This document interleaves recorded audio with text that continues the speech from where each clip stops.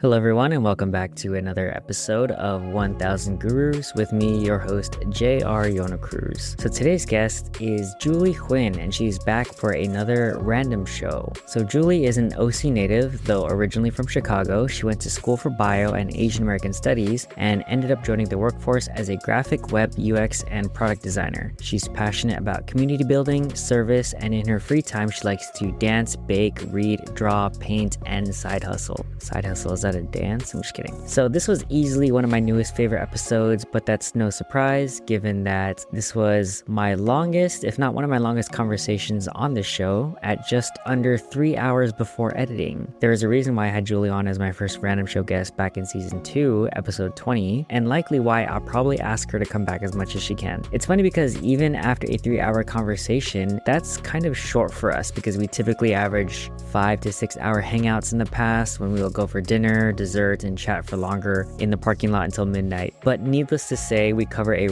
wide range of topics. You'll definitely enjoy this one if you like listening to two friends yap about random things. But we not only go wide, but we also go really deep into a lot of different topics, such as Julie's life updates, how to develop mastery, but at what trade-offs, automation and delegation versus doing it yourself, the role of AI in our tech workplaces and how it'll affect our future, our backup trades and careers, reflecting on how we thought our 30s would turn out when we were back in our teen years, atypical love languages, the parallels of buying a house versus renting compared to owning a business versus having a job, indulging versus self-care during burnout, ikigai and discovering your life purpose, how and why I ended up starting a coaching business, the most effective way to find the right career, blogging, avoiding internet stalkers, and a bunch of anime, TV show, and K-drama recs and references along the way. I honestly can't wait to re-listen to this episode like 2 or 3 more times once this episode is published, and I hope you guys get some value or even just laughs out of this fun conversation. So without further ado, please enjoy this random show episode with my good friend Julie Huynh. Hello and welcome back to 1000 Gurus. Julie, welcome back to the show. You. Cool, thanks for being here. I really appreciate it. It's always nice to chat with you. I know we kind of aim for like maybe once, maybe twice a year of our long chats, but it's nice to be like, well, Julie, I gotta have you on the show again, so here's an excuse for us to talk about random things. Thanks for having me back. Yeah. So I will go into, well, I want to ask your life updates and what you've been up to because the last time we spoke, it was for your birthday in December, right? Like mid-December, something like that. Yeah. Yeah. And so that was fun. Thanks for the invite. Blessy also came with. But the recordings, you were on episode 20 of the show, which aired on February 7th of last year. And then the episode 35, which is June 2nd of last year. So I'll link it over here. So if you guys want to check it out, highly recommend it. 2 of my favorite episodes. So yeah, just want to ask, what have you been up to since then? Okay. Well, I traveled back to Korea, Japan shortly after that in the winter.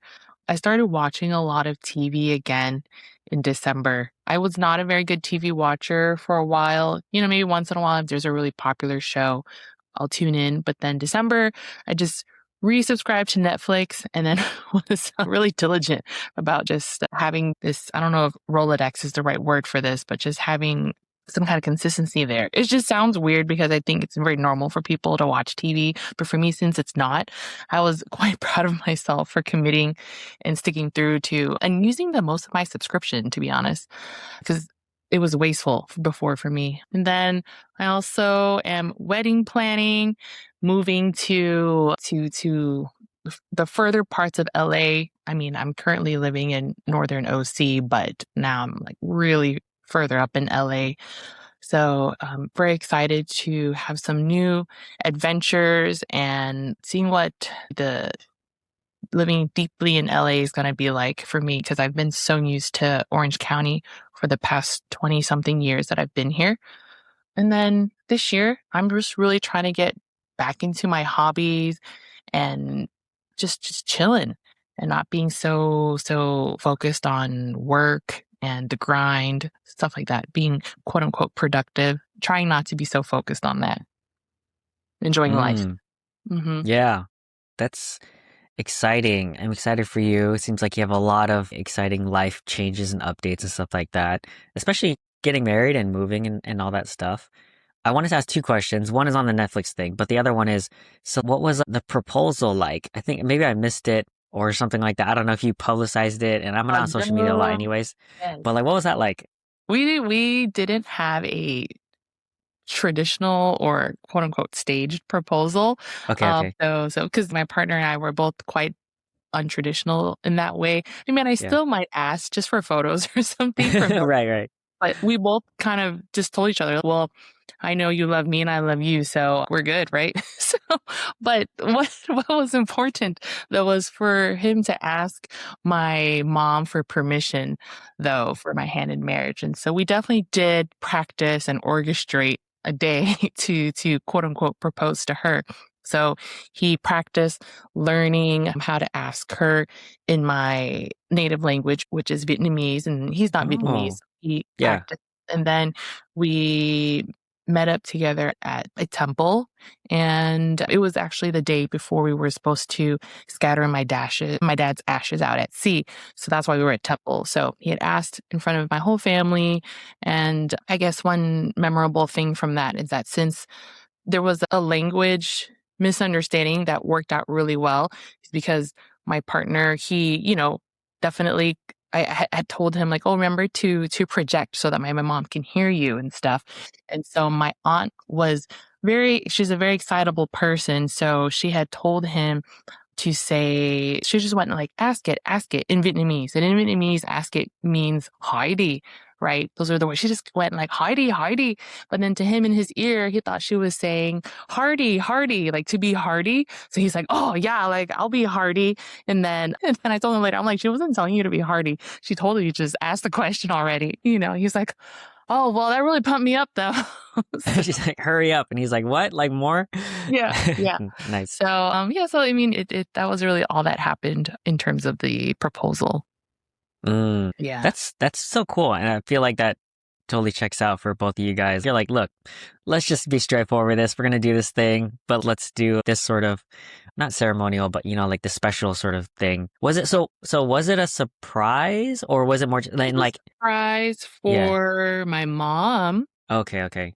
I mean, my like aunt and relatives who were there, I don't think they knew he was gonna ask in Vietnamese, but they knew like he was gonna ask something.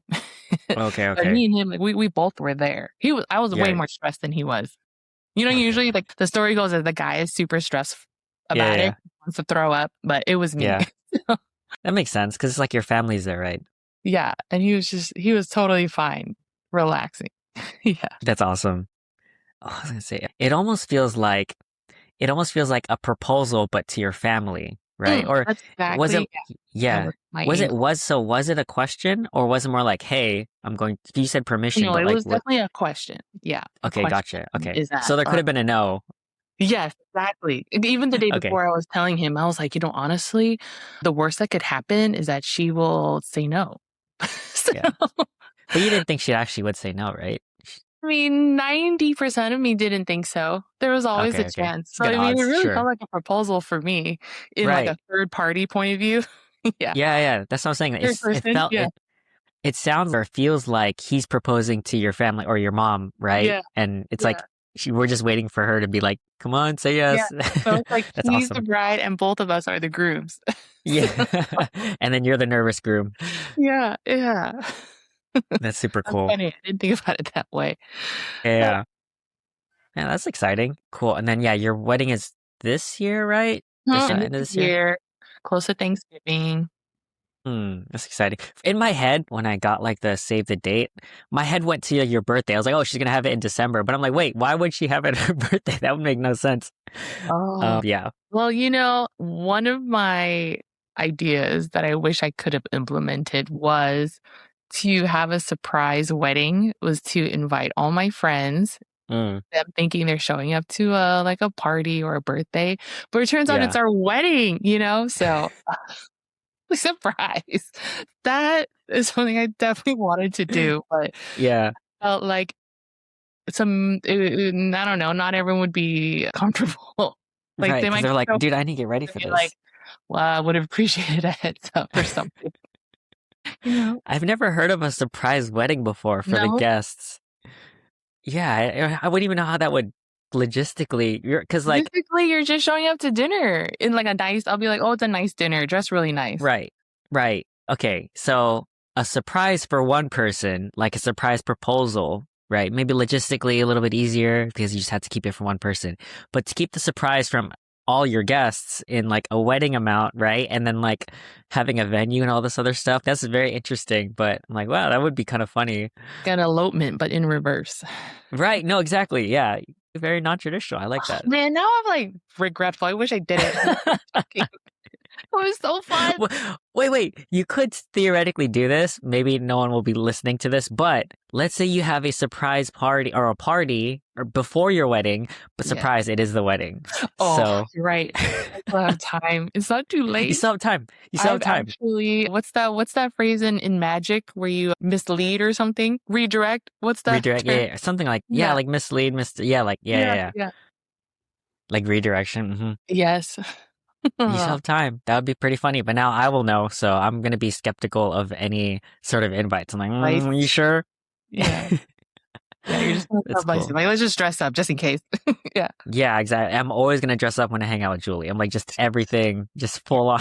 They're like, we're going for hot pot. Are we really? Yeah, are you sure? I'm going to get my nails done just in Yeah. case.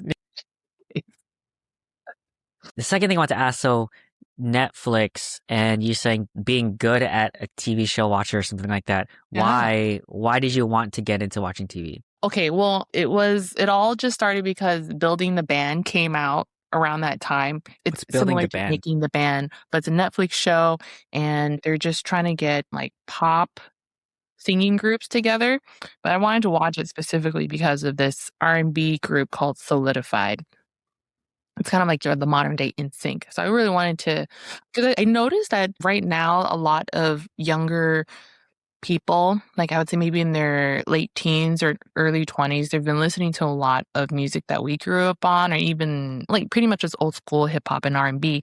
And so I could see that a lot of the music, I don't want to say trends, but music has been going in that direction. They really have that appreciation for it. And so that's why I saw that there's been a little bit of boy bands and girl bands, probably because of K-pop too, but it's very reminiscent of like American boy and girl bands back in the 2000s. So I was like, wow, I really want to see if they can make it and what kind of music they're doing.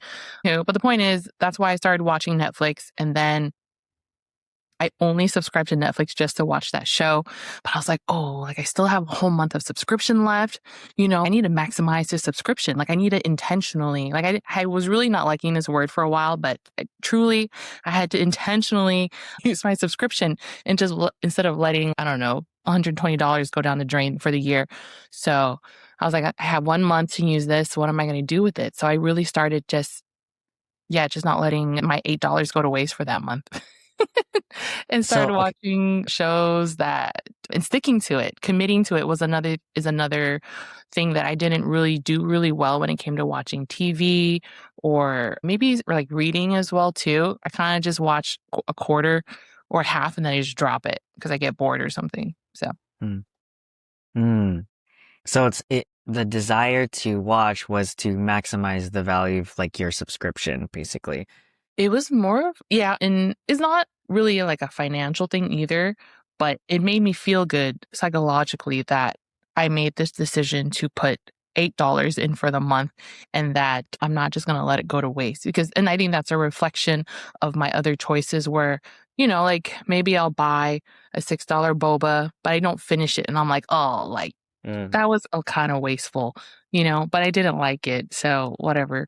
But in this case, I think it's just from years or months of just letting subscriptions just meaninglessly existing and always feeling like, oh, that's always going to be there. I don't have time. This was just like an exercise for me to feel like I made a decision and I should really try to reap all the benefits of it, financial or not. It's just, I made this choice. Let me squeeze out all the juice I can from it.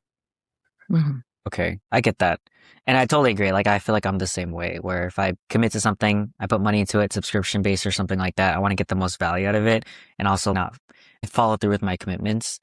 As you were saying, like Netflix, because So I'm also very more lean in terms of like subscription. So I try not to sign up for anything unless I know I'm going to actually use it and get value out of it. So obviously like Amazon Prime is one of those things where I'm like, okay, it's justified. I do make enough purchases there. I have Crunchyroll because like last year I was watching a lot of anime and it kind of is worth it for me. Yeah. And if I average the amount of like episodes and series that I watched from last year until this year, I'm like, okay, it was worth it. I kind of front loaded my year with like January through June, but then the last half I didn't. So I'm like, okay, well, the value overall was okay, but like I need to be more consistent. And then YouTube Premium, which is like the ad-free version, because I do a lot of YouTube. And so I'm like, okay, it actually is worth it. It's like $11 or something like that for the light version. So I'm like, okay, if as long as I'm actually using YouTube, it's worth Yeah. it. But The if I quality of don't, life went up, you know? 1,000%. I'm like, look, this was a good $11 spent per Yeah. month because yeah, quality of life for sure without ads. So yeah, I definitely feel you there. Yeah. I'll give you an example too, is I also had to subscribe to Peacock to watch the Super Bowl.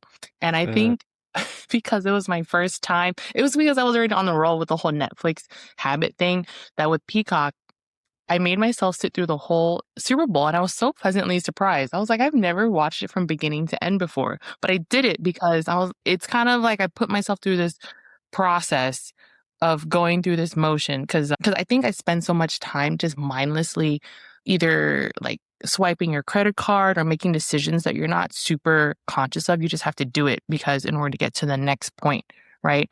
But this one, I think I was just being intentional about every decision I made. It's like, oh, I need to watch this thing because I did it. I'm really just gonna sit and observe this whole experience instead of just trying to get to the finish line, kind of thing. Yeah, I guess you could tell I'm someone who has to rush through things in order to get to there. So it felt different, the slow movement of mine. yeah. So, so why did, are you a football fan or why did you want to watch the Super Bowl? But it's because I was a Bad Bunny fan. I just Oh, okay. needed to watch the halftime Yeah. show. Couldn't you just watched it somewhere else, like not subscribe to Yeah, like Peacock? I'm just YouTube curious. normally. Yeah, normally I do watch it on Yeah. YouTube, but I think a part of me, yeah, they tell you the time it goes on, but I wanted to be there before it started. I just wanted to be for the whole experience. It's kind of like watching, like a loved one's recital and you don't want to miss the intro leading up to it and the outro after it. And I just found myself just watching the whole thing because I was like, I want to see how this whole production plays out. Yeah, because normally I just go on YouTube and just watch the Apple halftime show. But it's not the same as when you watch the thing that it's a part of. I'm sure people could feel differently because Uh, it's a Super Bowl game. But like I said, I just really wanted to watch Bad Bunny, and I had just it was like a production in my head. You can totally trim mm. all this out. It's not relevant. No, I So, mean I'm intrigued and that's why I was asking because I can understand that. Let's say the whole Super Bowl, if you were to go in person, is an experience, right? yes. Like you go to watch the whole game, the halftime show, the rest of the game, and then you dip out. In lieu of that, you watch the whole entire experience virtually, and that's like the Peacock thing, right? Yeah. Instead of just okay, you watch the YouTube version of just the performance, but you're actually kind of doing more of a full experience and you're kind of subscribing to that. So I get that. That makes sense. Yeah. And I'm glad I did Mm, it because I never really experienced the Super Bowl ad experience. I mean, I've seen it through mm, memes or whatever, but yeah. it's out of context. And then I didn't realize, I don't even remember watching the coin toss so in a focused way before. And I was like, wow, I'm like, there's so much tradition in this. This is cool. So there was a lot of things that I missed that I never really realized until I watched it in sequential order while it Hmm. was Hmm. happening in real time. Do you So, know how football works? Like the whole no. okay, so this like you don't ever watch football, so everything was like very new to you. Yeah, I mean, people have definitely explained to me how it works, and I watched the motions constantly for years, but I just don't. It's because I never played it myself. I don't understand it. Like I have to play it to know. I'm like a kinesthetic learner. That's the only way. Mm, Yeah. yeah, no, that makes sense. Now I'm thinking about the last like Super Bowl that I watched. It must have been before high school or before then. Yeah. I'm not a football person and I could care less about watching a game. I think I might have been at a party where they were playing the Super Bowl, but I don't count that. I'm just like, I was here for the party, not for to actually Yeah, watch yeah, yeah. anything. Same. But yeah, but I think the last time was like probably that high school where I was like with family and they put it on and it was like a Super Bowl party. Man, I don't even remember who was playing, but I'm like, okay, this is fine. I didn't check that box. Don't have to do that again. So yeah, but that's cool. Okay. I think that's all the questions I had on your intro. Anything else? Otherwise, we can No, jump into topics. no. Thank you, though. Yeah. I always like getting your takes and experiences on things. It's always so interesting. Okay, so the first one that I have that we kind of talked before the recording started, which is, and so for the audience, random show format is usually we'll take turns asking a question. The person who asked the question will answer first, and then we'll switch off. The second person will answer, and then the second person will ask the next question. So I will go first. And so the first one I want to introduce is this quote, which is, I think we've all heard of it before, but we haven't heard the full quote, or most people aren't familiar with the full quote. So it goes, Jack of all trades, master of none. The second half is, though oftentimes better than a master of one. And so I have a lot of thoughts on that. So I guess I'll give my spiel first, which is we think the first half of the quote when we hear that is basically jack of all trades, master of none. So it's discouraging you from knowing a lot of things and having a breadth of wisdom on something. But it's the critique is that you don't have a mastery of something and therefore equals bad. But the second half of the quote totally turns that on its head, which says, though oftentimes better than a master of one. So now it's actually it's switching the hierarchy from master of one thing and then jack of all trades, right? But then it's saying the second part of the quote actually is saying, no, actually, being a jack of all trades is better than being a master of one sort of thing. And Mm, so I think it's interesting how, because you just cut a quote in half, you actually completely change the meaning of it. And so aside from the whole dissecting it, I think it's interesting. And I think I don't know if it's agree or disagree, but I think what I took away from the quote is that there is value in knowing a lot of things. And I don't consider myself necessarily a master of certain things, but I do enjoy being able to have a breadth of wisdom in different things. And that's why this podcast exists, like learning from different people and getting as deep as I can on these sort of topics, knowing my own strengths and leaning into that, but also just continuously learning. So I do subscribe to the whole like jack of all trades, sure, just be good at certain things. And I had my friend who was on the podcast recently, his episode just went live and we're talking about how he has all these hobbies and he's like, yeah, I do want to get good at them, but I don't necessarily think, and I know I'm not going to become a master at them, but I do enjoy them, but I do have that sort of not competitive edge, but that desire to be better. And I think you can have both. It's not either or. You can have a desire to get better, but not necessarily be a master at it and still have that joy and fulfillment. So yeah, that's my thoughts. What do you think, Julie? Anything come to mind?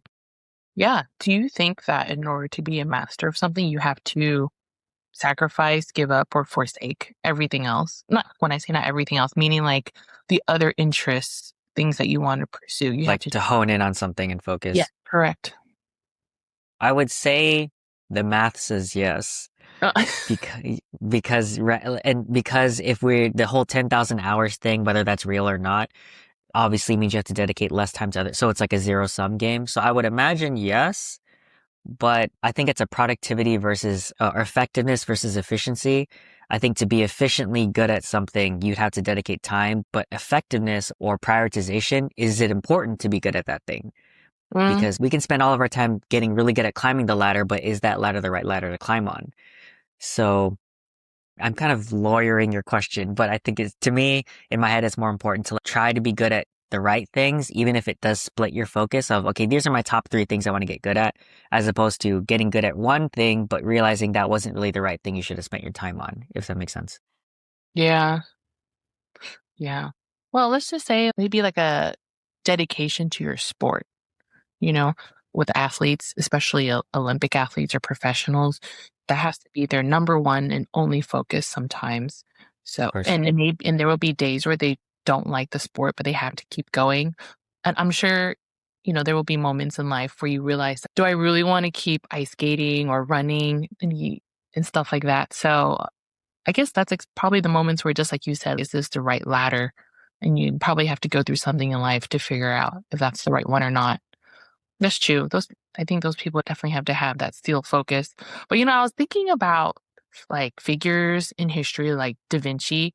He was always really known for being good at multiple things, like being good at math, sculpture, Art, science, math. Yeah.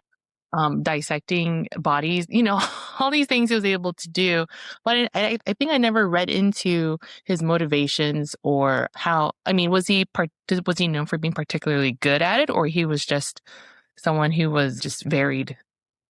I want to say from my uneducated lens, but I want to say he was actually distinctly good at multiple things, like the sciences, but also the art. Obviously, he has like paintings or sculptures or whatever, but he was also really well known for his science breakthroughs or whatever, at least from my study of Assassin's Creed and, going into that. But no, but I think he was, or at least even if he wasn't, he fooled me. I think he's a master of multiple things. So.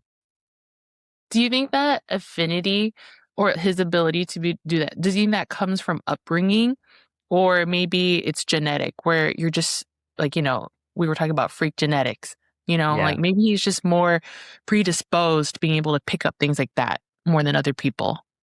Yeah, I don't doubt that that's an element to it. You can't have someone I feel like you can't have someone that crazy good, like you've reached the peak of multiple mountains and not have some sort of genetic element. Mhm. Maybe there's also a luck element, right? If he's in the right place at the right time, had the right Oh, mentors, had yeah. the right circumstances, be born in the right time, in the right location to be at the Renaissance or whatever his time period Yeah, yeah. was. That was exactly the time period. Oh, So okay. I feel like it's one of those, it's like the whole what's it called? Like the Steve Jobs or like Yes. the Bill Gates, right? Like sure, they are genetically predisposed to what they did, but also they were at the right place at the right time, right? When the computer was like, taking off or whatever, and they were the only ones who had access. And so therefore that's Yeah. what compounded over time. So I feel like it's usually both, right? With some combination of it. But yeah, I don't know. I know, did that answer your question or do you have any other thoughts? No, that was really interesting. I'm glad I got to pick your Yeah. brain about that.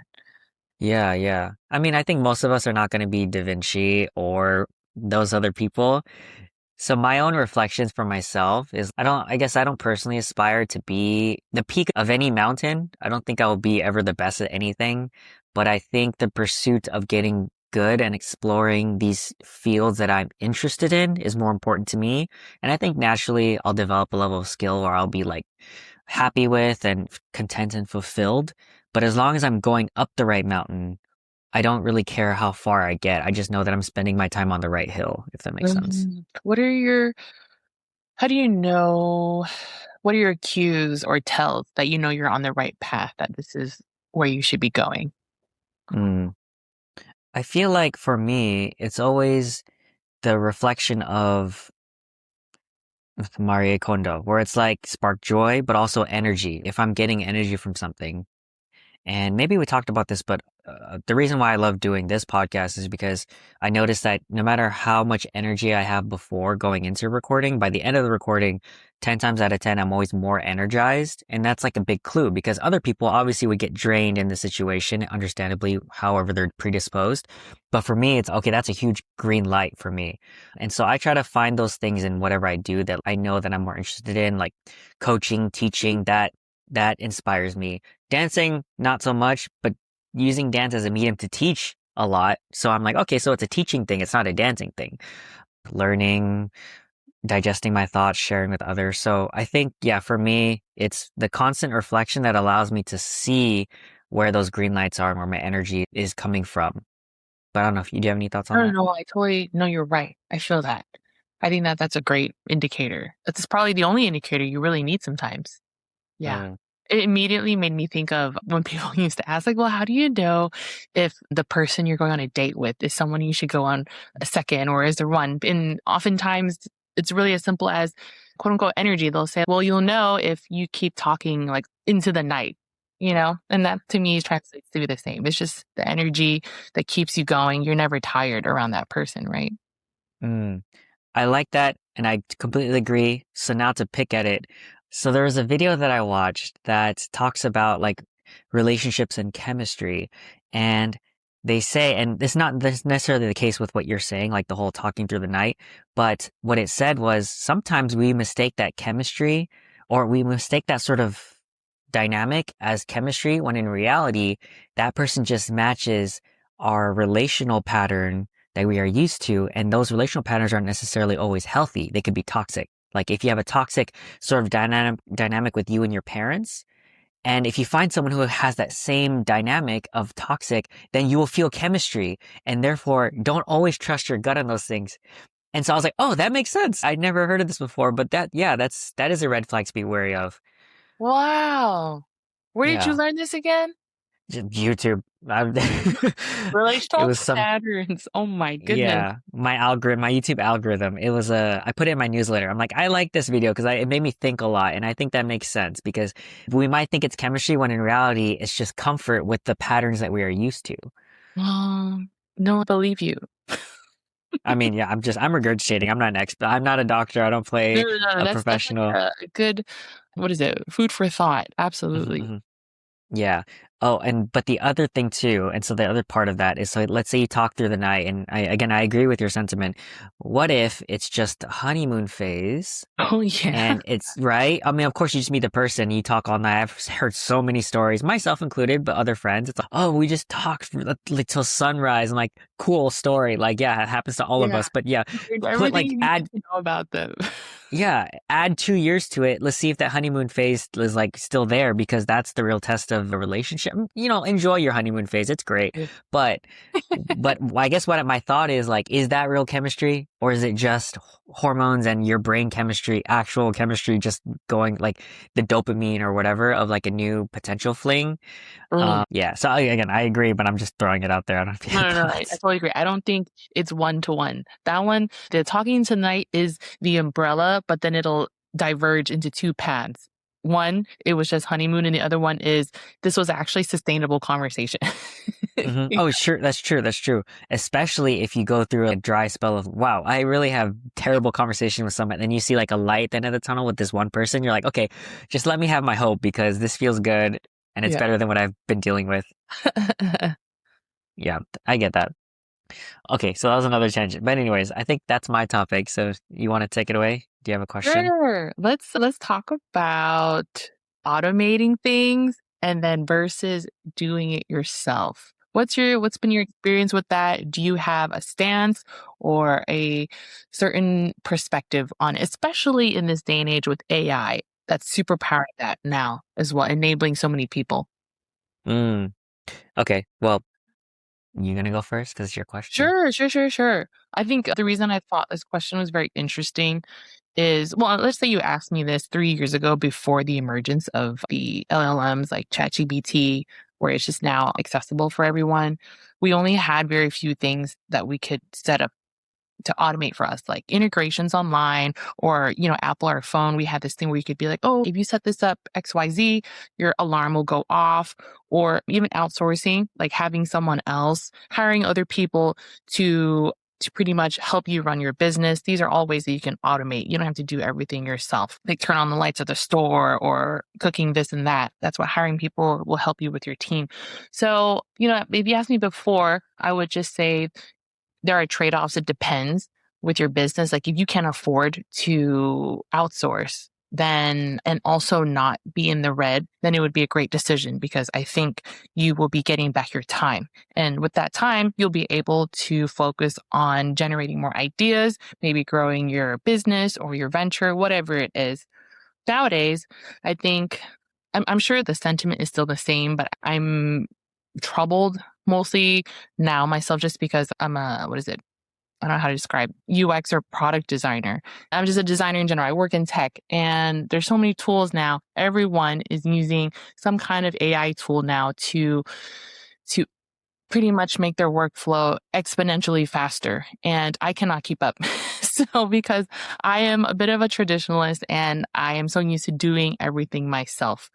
And only just because I've been so used to doing these certain things myself. And so you think that because you learn to, for example, take care of your grass yourself for so many years, 10, 15 years, you could do it in your sleep, but then comes in a machine that can just do it in a second. But then for me, the conflict now is that I have to learn how to use the machine and I have to invest in the initial startup time. So for me, at work, I'm trying to figure out like, how do I use these tools? It's taking so much time. Is it even going to be as dependable as me? Is it going to do a better job than me? Of course, it'll be faster, but like only I understand the nuance. So that's kind of my confusion, the conflict I'm having right now with adding more automation in my life is because I've always been comfortable with manual work. But I mean, of course, having your time back is great. That's the whole goal of this, is to learn these tools so that I could be more, I could have time to work on things that are meaningful, quote unquote, meaningful. And like I said earlier, just expanding other things when, my previous time would have been taken up doing, some people might call it like menial tasks or whatever. So that's just where I'm sitting right now with it, before and after and current. So how about you? What's been your Hmm. experience with it? Yeah, no, I have some interesting experience based on what you're saying, but I had a question. So you're saying that the hesitation comes from the reliability of it partly, but also that you're used to doing things a certain way. So Yes. you're a trad worker then. You are Yeah. traditional. I was trying to hold in that joke. But Yeah. no, but more than that, but you're saying that, but you also see the value in increasing your productivity and your Yeah. workflow and whatnot. And so are you seeing that sort of benefit from it as you're going through and using AI for your career? Like, Oh, are you seeing the yeah. benefits of it? Yes. But I think when you see something happening that needs to take you days to do occur in 30 seconds, you're like, Hmm. wow, Yeah. that really feels amazing. However, the trade-off is there is a feeling of discomfort for me, is because I don't know if I could trust the process that just happened. Of course, with, like developers and even just anyone who's getting things automated, you always have to go back and check to see if it got done correctly.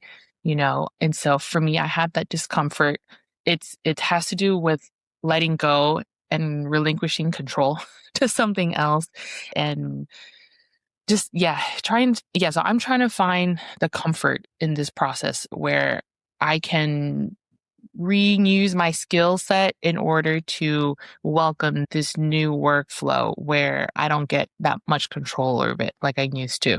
So, I mean, when I say it, it sounds actually pretty easy, but I don't know why Might be it makes just a me feel, psychological barrier. yeah, sometimes it makes me feel like if I don't do it myself, I'm cheating, or I didn't earn it. Did I really do the work if I keep telling myself, like, there was a period when there were no calculators, so am I cheating if I just use the calculator to do math? So right now, I think we're just in that phase where we have a new calculator, and I'm just trying to get comfortable with letting someone else do long division. Yeah, no, definitely. Or like a tractor, right? Like picking everything yourself versus using a Yeah. machine. Yeah. Yeah, I get that.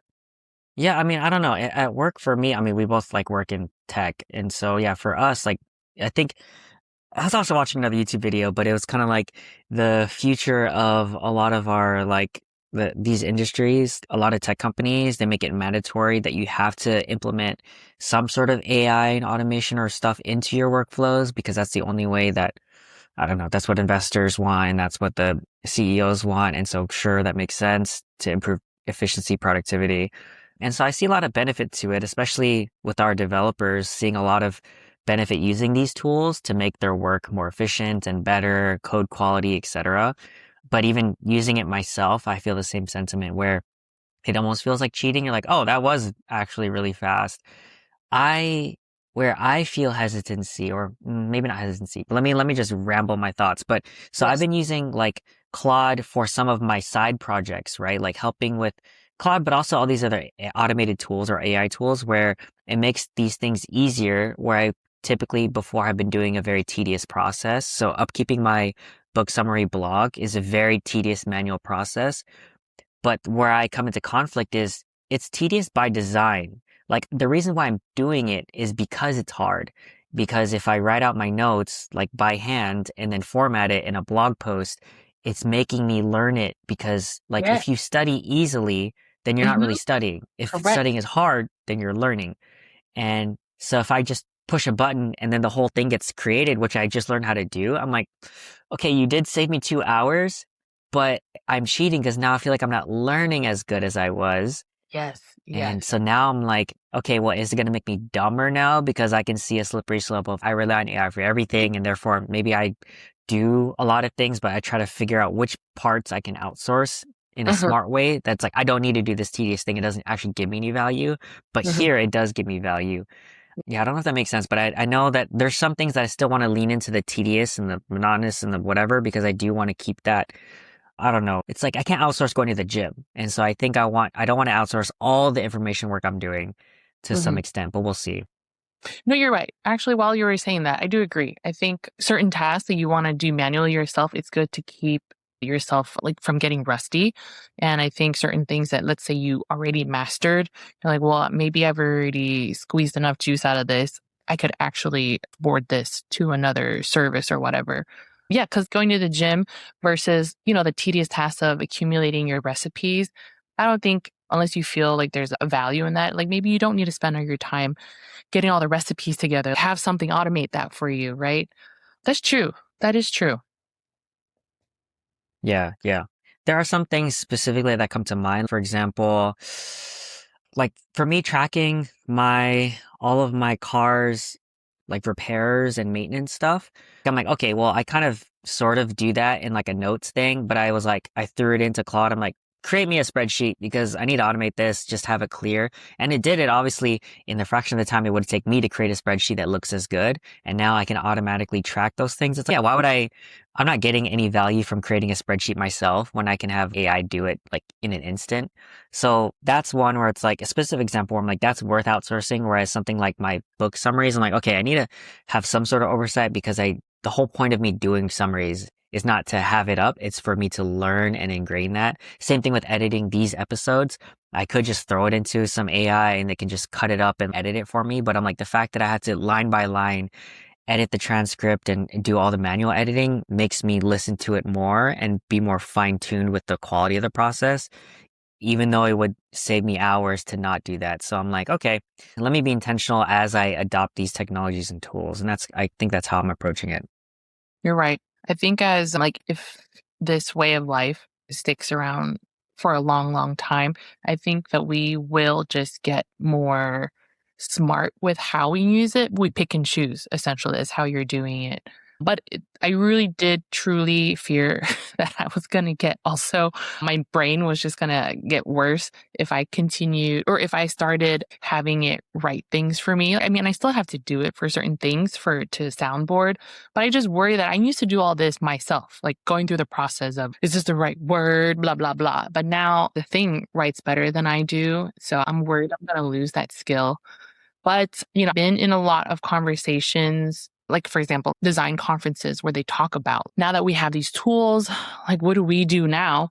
And I think a lot of those topics, they start angling it towards, well, these will let you become better at being a strategist. Let those tools Sure. do the trivial tasks, and then that gives you time to be a better, like I already said, strategist, but be creative, doing meaningful work that I don't know, that you care about. So I don't know. I don't know if that's sometimes just like trying to make us feel better about the situation or something. I mean, I agree with it, but I don't know. Sometimes it just feels like this is kind of our only option is to make the best of the situation. Yeah, I totally agree with that. I had a thought, but I think I lost it.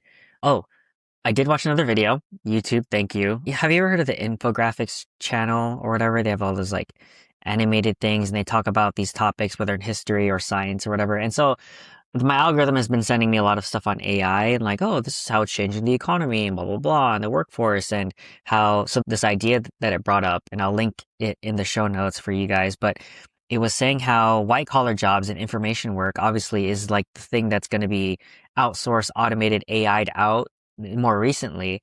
And therefore the trend is now these technical hands-on jobs are the ones that are going to be a premium, right? Like people who do the actual technicianing, plumbing, electrician, whatever.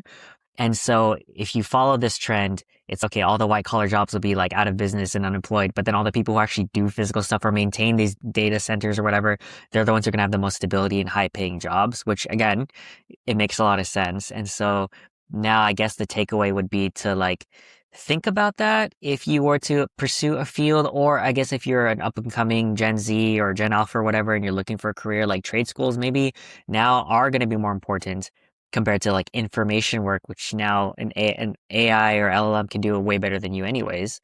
Yeah. I thought that was interesting, but I don't know if you had any thoughts. It is. No, no, no, totally. I mean, for one, I mean, I know I'm a tech worker, but I actually love that those like trade jobs are on the up and up. I feel like 10 years ago or more, I heard that there was like a shortage in those jobs as well. But now I think it's interesting. Now we're in 2026 and now that's the job to be in right now. So I was like, wow, a lot has really changed. And yeah, I think even with my current industry, I lately have been thinking about might need to start having a backup career just in case, you know? Yes. But I mean, just think about a world where we are going back to just like building our civilization and not just Like in the real world, not in a yeah, digital yeah, world. doing things hands on. It's kind of cool. I just wonder like how that's going to shape us as humans in terms of how we treat each other and how we think. Because earlier my rant about being a better strategist, I mean, I'm hoping that even if we dumb down in terms of writing emails or whatever, we get smarter in a lot of other ways and more innovative in other ways. So, I mean, we do that now with horses to cars to whatever else. So, but yes, but I think you had a comment just now. Yeah, no, I was gonna ask what would be your backup career? I'm curious if you had thought about this. Okay, well, I think there's like the baking industry, there's a lot, it's very saturated, but Yeah. I You can't mean, automate baking? What? other than factories, but no, no, no, no, no, you're right. Yeah. You're right. People, I mean, I don't know if, okay, no, I don't think this is related, but I was going to say, maybe it is related. I was going to say that I noticed with millennials, I heard that our generation was more gravitated towards businesses, small businesses, or just pretty much anti-corporate, like things that were a little bit more bespoke. And so with things like baking, for example, I feel like people really do appreciate things that are handmade for like fresh, like from your neighbor's kitchen mom type of, instead of just getting it from like Walmart or whatever it is. So, I mean, I don't think I don't know, it depends. Some cakes are really expensive now, like $200 for like a small 2-layer 6-inch because of all the designs. They're really expensive. So people still afford them. Yeah. Yeah. Because it's like more of a handcrafted artisan type like Yes, yes. product. Yeah. Yeah, you're right. Yeah, that counts as a craft. It's a trade for sure. What else can I do? Actually, this is something I've been thinking about lately, just in terms of purpose in current events is what skills do I have in this day and age now that I can contribute to society? Like I can't just create websites and like save the world with it. I just can't anymore. So I'm just wondering, yeah, what skill set can I use now in order to make a contribution? And Yeah. baking is one of them. It makes some people happy, despite I know, and not people don't really eat cakes as much. I think a lot of it is for aesthetics, but I've noticed that, when I go to parties, a lot of people decline. They're like, oh, I think we'll just share, or I'm okay. It's for health reasons, understandably. So, What but about like a what about like a healthy cake or something? oh yeah, like a zucchini thing. Yeah, or like I don't know, a protein veggie cake. I don't know. I'm just throwing something out there. I think that you just came up with a really good business idea just now. Yeah, Because I don't think there's a huge market for heart vintage cakes with zucchini innards. yeah, because okay, so for me, yeah, if I would be the same, like, okay, I definitely want to put some of this cake in my mouth, but I don't want to put too much cake in my mouth because I will feel terrible, and also my diet, and also too much Yeah, sugar to my not brain. not self-care. Yeah. Yeah, exactly. But I still want to have that experience, and I know it'll taste good. But so I indulge in ice cream way too much, and then I bought this protein ice cream from Ralph's, which is a good in between because it's like lower sugar, lower carbs, higher protein. I'm like, okay, well, this is an in between, so it's technically cheaper than going to my local ice cream place. that I frequent a lot, but it's also slightly healthier, so less guilt, and I'm getting some sort of protein. And so I'm thinking maybe not a veggie cake, but I don't know, like a Like an in lower between. sugar, lower carb. Yeah, like more protein added into it. People have like protein ice creams and protein, like these sort of protein variations of A desserts. Halo So Top? Have you had Halo Top? It's not good. Unless you love Halo Top, then I'm sorry. no, I don't. I mean, it's fine. I've had it before. It's okay. But and the whole thing on Halo Top is it's supposedly like lower calories because they Uh-huh. use like I don't know, coconut milk or something. So I'm like, that's cool. But then when I saw the protein ice cream, I was like, okay, well, this isn't Uh, just lower calories. This is actually higher it tasted protein, which is good. what, yeah, and it tastes good. Like I can't taste the difference between this and another pint Nice. right next to it. Oh, that's So perfect. yeah, so I would recommend that. Maybe I'll link it in the bio or maybe not. I'll just gatekeep it. I'll gatekeep it for myself. But it's in Ralph's. You can find it. It says protein ice cream. But yeah, so I don't know. Do you have a backup craft that you would fall back on if the internet and satellites shut down? So kind of related, but I posted on like my Instagram story, like I'm very, very interested in learning outdoor survival skills because I was watching an anime with my Crunchyroll subscription called Doctor Stone. Have you heard of it? No, no, I haven't. Okay, yeah. So the reason why I want to take this outdoor survival like weekend class thing is because the premise of this anime is that the whole world turns to stone and then fast forward like 4,000 years later, people start to wake up from the stone and now obviously the earth looks different. There's no buildings, civilization, and people have to rebuild civilization. The main character is a super nerdy genius science prodigy high school kid. And so he starts to collect this band of people to figure out what happened and how to restore people and then how to rebuild society from his knowledge of science that he learned. So he knows how to do pretty much everything, but he also experiments. Anyways, the takeaway I got was like, it would be interesting and useful to learn like actual survival outdoor skills because if there was a sort of like apocalyptic internet shutdown, it's good to know like these basic things that we take for granted, like starting a fire or hunting or basic shelter or first aid. And I'm like, there's a no loss situation in me looking for one of these courses because I'll learn something new. I'm interested in it and it's useful. So I guess on that topic, I kind of do want to learn like these sort of things. And I was never in Boy Scouts, so I missed that boat. Yeah. So, but otherwise in skills, I don't know. My good humor. I don't, That's true. That's you true. know, That's true. yeah. That'll raise people's, is it cortisol? No, that's stress. Serotonin Yeah. level. Serotonin. Yeah. Just good vibes. Yeah. I don't know.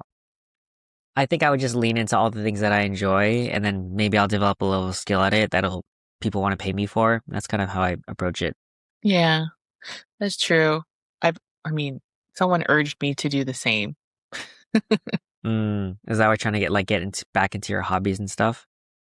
I mean, I wanted to get back into my hobbies just to slow down and also kind of find my childhood identity or something. Because, like working all the time and then going to sleep, waking up, doing it again. Like, I think I was just not really sure what interested me anymore in life. So going back to my hobbies was pretty much going back to what is that phrase? Like square Basic one. square one Yeah, I guess so. or your roots? Yeah, I'm your roots. I guess that's the saying. So, anywho, but I just get a little overwhelmed now that the world is so much closer and bigger because of social media. It just doesn't feel like special, Mm, what I'm doing because I'm always just inundated by like, oh, like, should I do this? That? Like, there's so many different things to be doing. I just can't stay focused on just one thing or getting good at that one thing because there's so many things to inspire you with. So, and like I said, it doesn't feel special because there's a million other special things already floating around on Pinterest and social media. So someone just told me like, well, like, why don't you just like, it essentially boils down to finding what only you specifically can do because you have that taste. I think you were the one that told me a long time ago about taste. Like only you have that eye because you hold that, you behold that. So no one can really take that away from you. So they told me to, well, with all of the hobbies that you do have, maybe trying to find a way to either combine them or just remix it in a way that just reframe it, remix it in a way that other people wouldn't be able to anyway.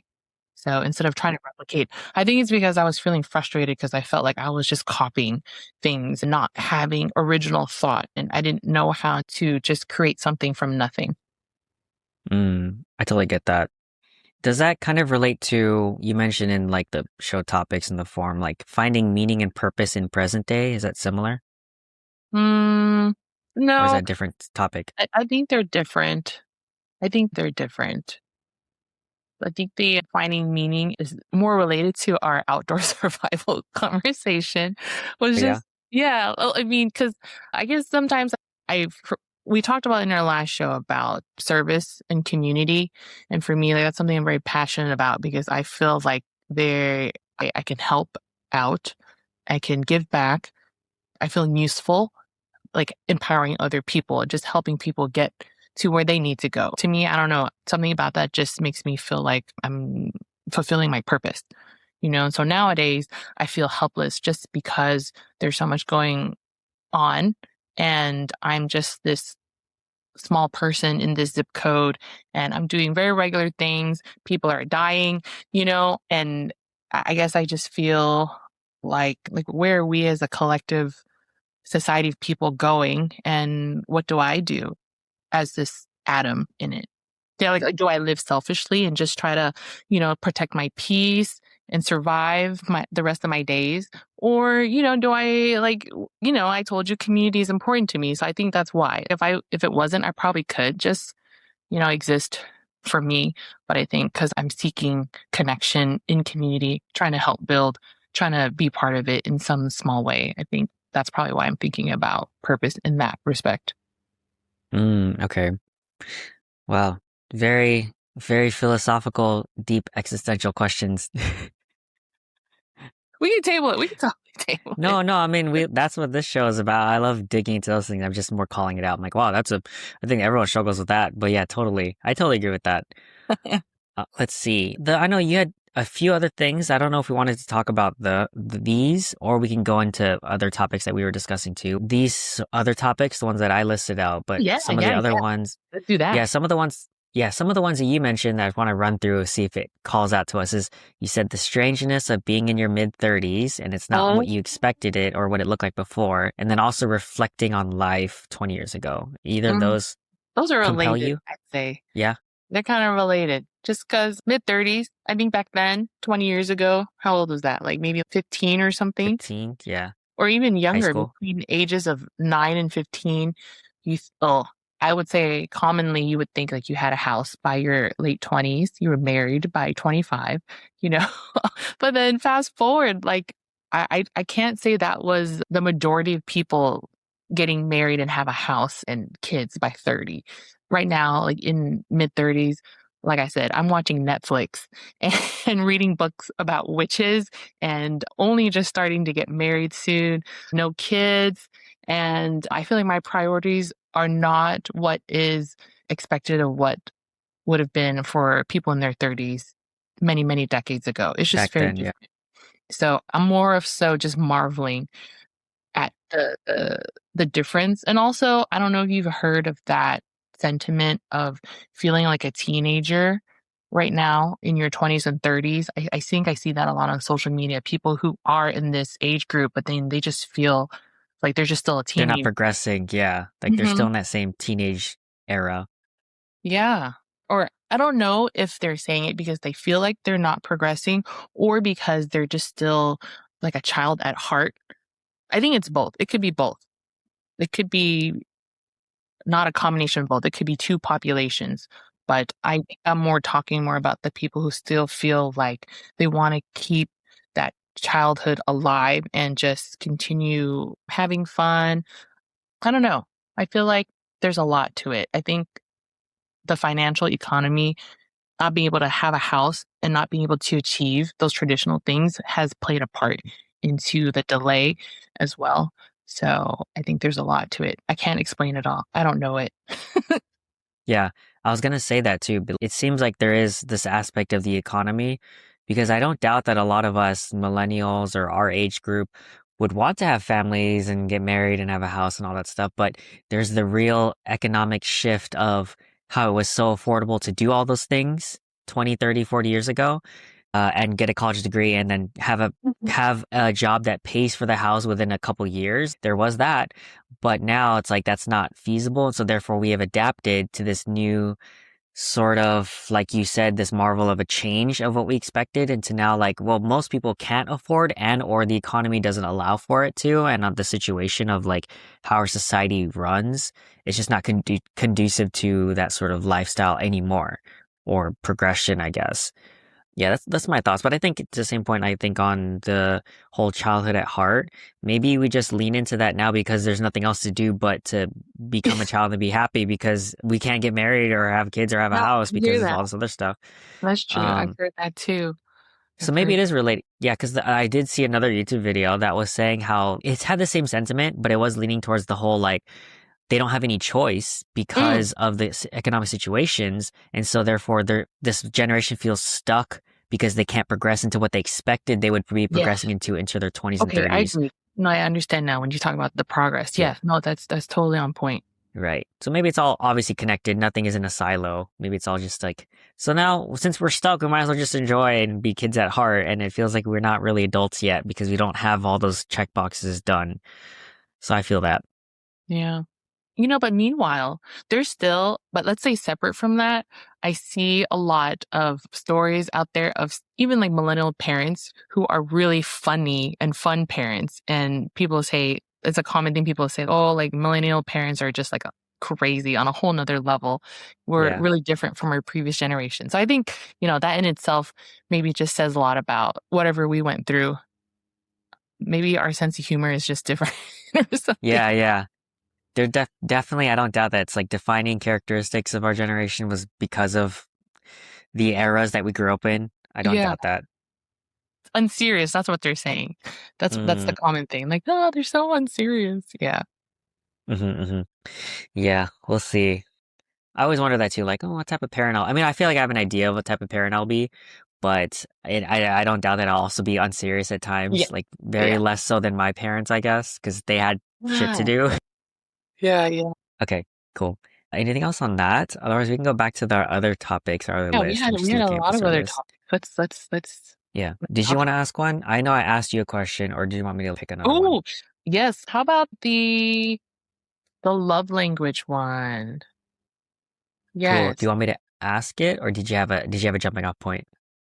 You ask it. Okay. So my original question was, what is a big love language you have that's not a typical love language, aka one that's not part of the five? And this came from, yeah, and this came from a friend of mine who, well, this was years ago, where I asked like, "Oh, what's your love language?" Right, just a general question, and she was like, "Oh, it's the little things." And in my brain, I was like, "That's a dumb answer. It's not even a love language. That's just a thing." And then not saying that it was wrong, but they didn't answer my question because there's only five answers and you gave six.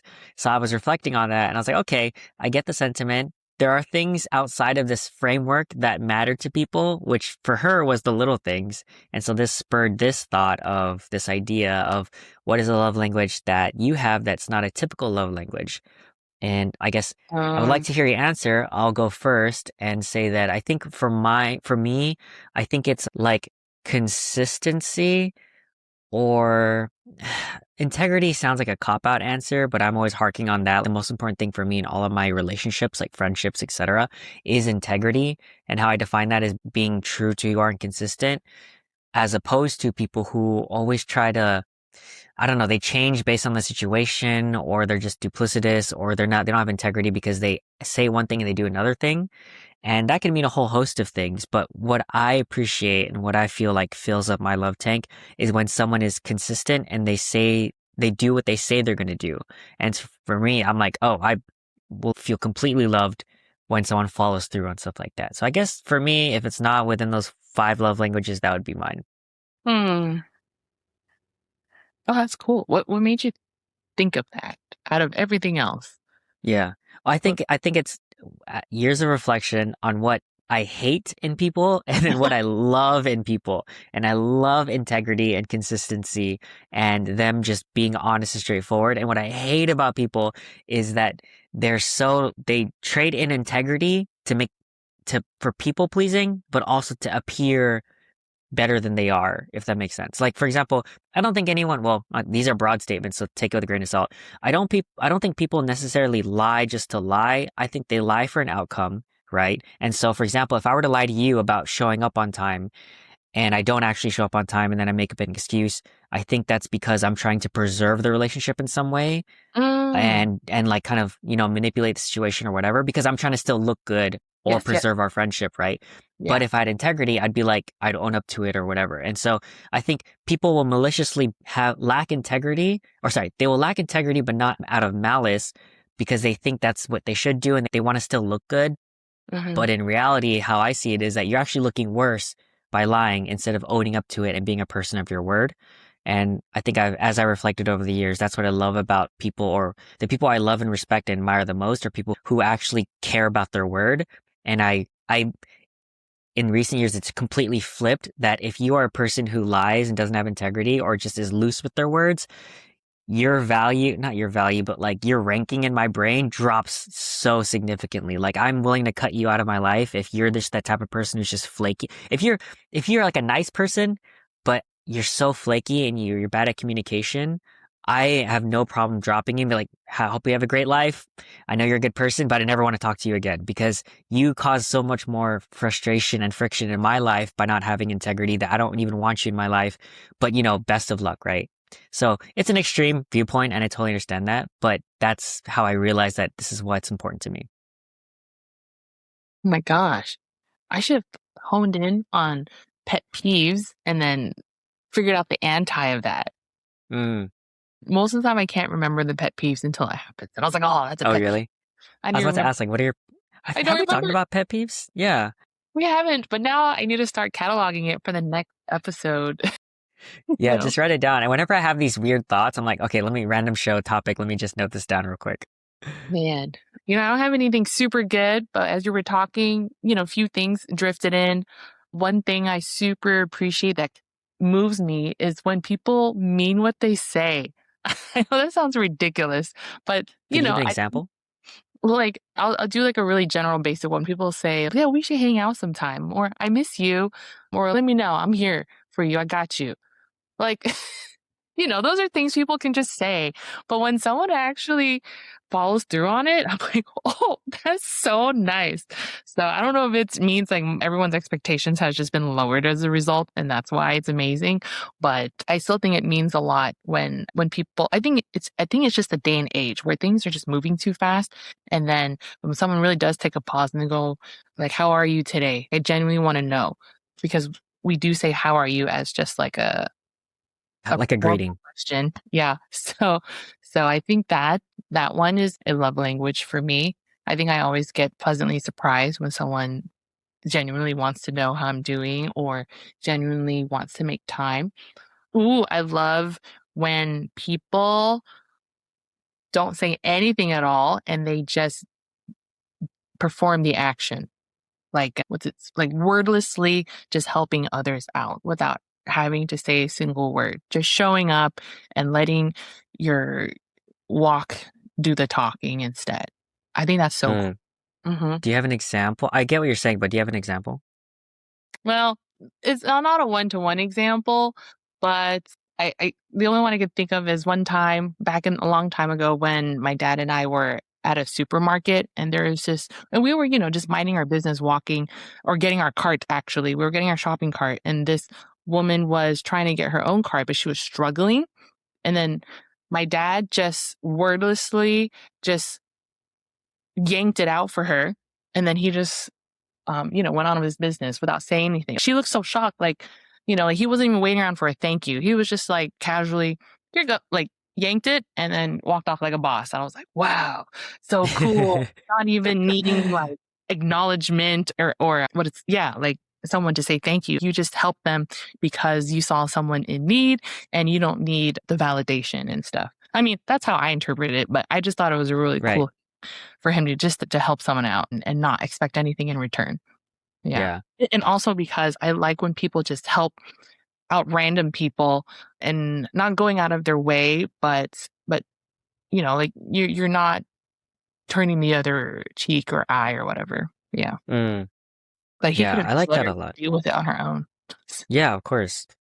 It's funny as you said that is I feel like I'm decent at seeing those situations and being able to help where I can because I'm not trying to toot my own horn and be like, oh yeah, I'm so cool, right? Because but I've had situations like that where I'm in a grocery store.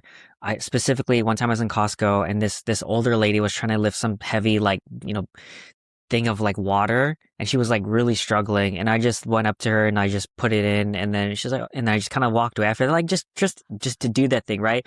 And So then she's like, oh, cool. thank you.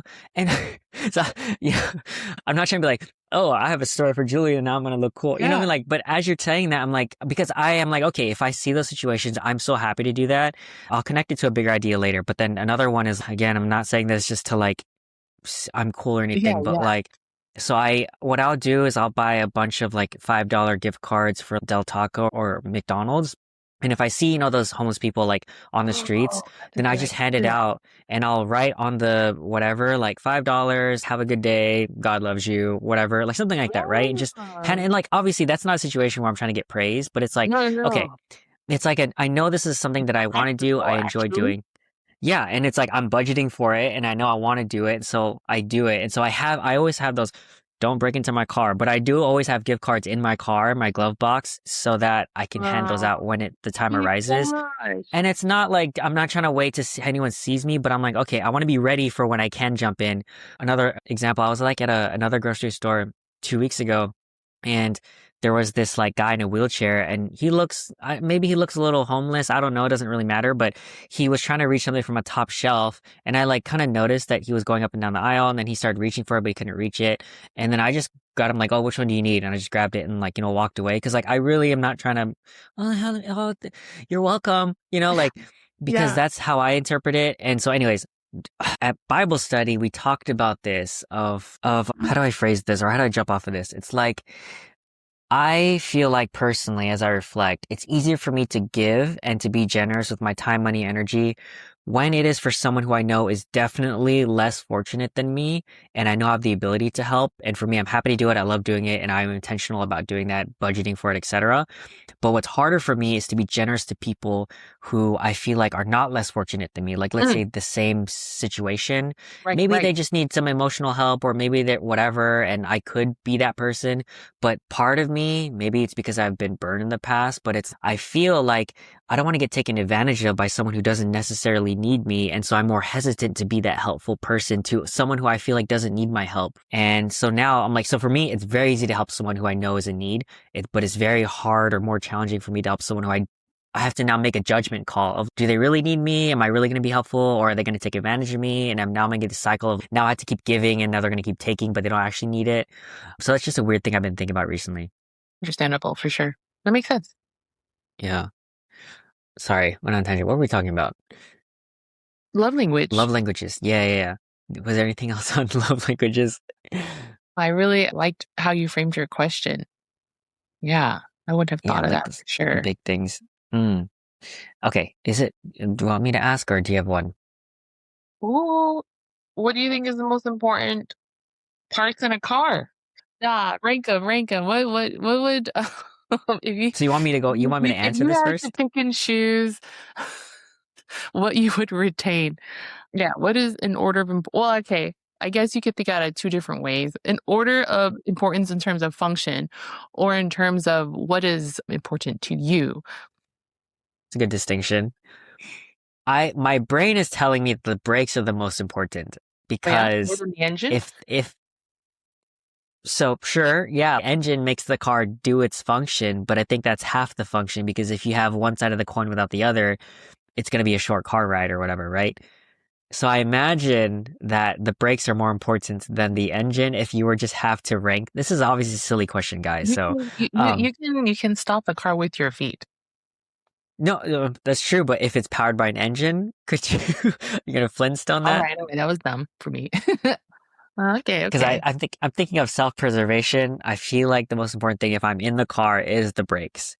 And then second to that, I would say the AC because I need my comfort. And then third would be the engine because I'm like, okay, we should go Third, somewhere now at this yeah. point.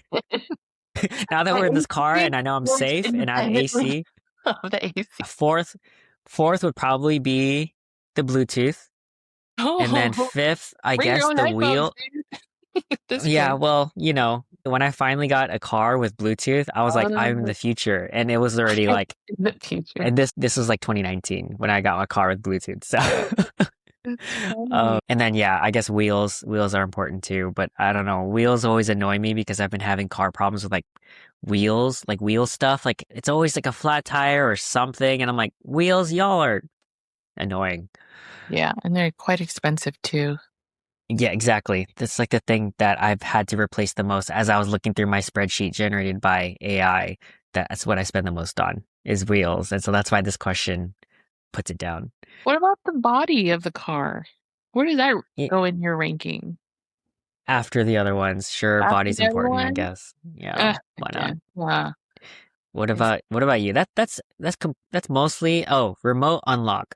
That would be probably before the body of the car. oh, remote unlock as opposed to putting the key in and turning it? Yeah. Meaning I can unlock the car from far away without yeah. Shoot.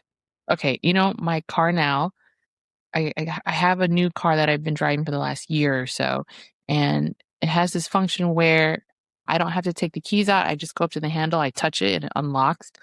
Mm. And I don't know, I guess I can't live it any other way now. So, like, I don't You even got use the unlock or lock button to lock my car. I'll yeah, just yeah, go yeah. up to the car, touch it, you know, caress it a little, and it's unlocked. That's the only way I unlock my car. Mhm. I'm not saying I couldn't live without it. It's just I don't know why I function this way. I just Mm. so reliant on new features now, apparently. Yeah, that's exactly what my brain went to when I said those words. I'm like, yes, I'm just going to become a pawn in this roadmap of whatever Yeah, AI got ready for us. a little cog. Yeah, a cog. There you go. Just a cog. Hmm. Let's see. Would I do brakes or wheels? Would I need the ability to go or the ability to stop? Which one's more important? And I gave my ranking. What's your ranking? That's what I I'm probably trying to shouldn't have. think here. I probably shouldn't have given my reasoning until you gave your list. But But like, let's say there's no engine, then there's no car to begin with, right? so you define a car by its engine, I'd say so. Or is it the wheels? I guess without the engine, it's just a bicycle, right? or it's like a shell with wheels, Mm-hmm. like the Yeah. Flintstones, right? Like it. Basically, that's a shell with wheels. How did they move themselves? You don't remember? It's just their feet touch the bottom. Okay, that's Yeah. exactly what I thought. Like, you don't need brakes, JR. Well, that's what I'm saying. Well, if you're powered by feet, then yes, you can stop by feet. Probably. I'm thinking of science, right? Like the energy. If you have an engine powered car, I don't think your feet will cut it. But if you're feet Okay. powered, then I think your feet will cut it for brakes. Okay. Okay. One Actual counts. engineers are like cringing. They're like, no, that's not how that works. The stupidest two people on earth. It's so dumb. Why am I listening to this stupid episode? Ugh, close. Yeah. I'll just end it with actually, I don't even have a CD player in my car. Yeah. I think, The most important thing to me is the ability to charge my phone in my car right now. see, valid answer. Those are my ultra first world desires. Yeah, Bluetooth, or I just take the bike. I think those are the two extremities there. Hmm. Okay, if we're done with that one, the next one that I wanted to talk about was the owning a business versus having a job. Yeah, do you want to talk about that one? Well, actually, I want to know your motivation for this curiosity first. For this question. Mm-hmm, mm-hmm. Yeah. My general thoughts are I think owning a business is versus having a job is similar to owning a house versus renting, which is similar to owning an avocado orchard versus buying an avocado. And obviously, you can poke holes at that logic, but just follow along with me for the audience if you're shaking your head.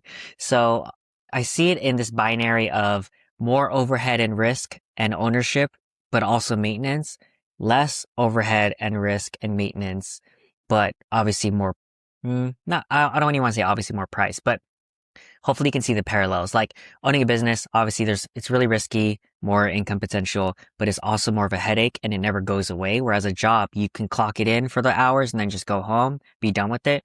Same with owning a house versus renting. I reference Ramit Sethi a lot, the guy who wrote I Will Teach You to Be Rich. And it's like Mm, my whole personal finance philosophy, which is sure, owning a house is a lifestyle decision, but I wouldn't call it a financial decision because if most people run the numbers, wherever they live, a mortgage is the least you will pay per month for a house, whereas renting is the most you'll pay per month for housing. So if your rent is $1,000 a month, you normally don't pay more than that. If your mortgage is $2,500 a month, it will likely be more than that when you factor in like other maintenance costs or insurance or taxes, all this other stuff. And mhm, so same thing with owning an avocado orchard versus buying a singular avocado. Sure, the singular avocado is going to cost you more than if you just own an orchard and you can just pick a free avocado. But is the avocado really free? Because now you have to own the land, maintain it, pay property taxes or whatever, the water, the soil, whatever, gardeners, I don't know. But yeah, you are getting a cheaper avocado. And just like if you own a home, yeah, you're getting cheaper rent once you pay it off, but there's a trade-off. And same thing with the business as well. So that was like just a random vomit of thought, but do you have any thoughts?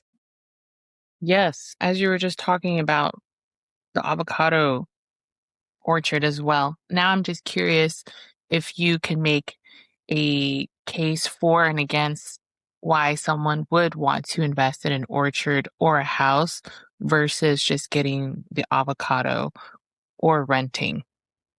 I mean, because I'm thinking about immediate reasons why someone would want to get a house. Let's say it's traditional. That's just the way the path goes. That could be one reason. Or some people might think, well, it's my money isn't l- like slipping through my fingers. My money stays in my land. It belongs to me. I think that's actually probably the primary reason. I know people would, of course, try to own land or a home because it's an investment to them. Their money will hopefully pay dividends to them or they get to retain it. Whereas rent, they'll feel like, well, I'm just giving, you know, like 50 grand or 100 grand to some company. I'm never going to see it again. But, I know it depends, but I want to say right now, what would you say would be an argument for or against either situation? Yeah.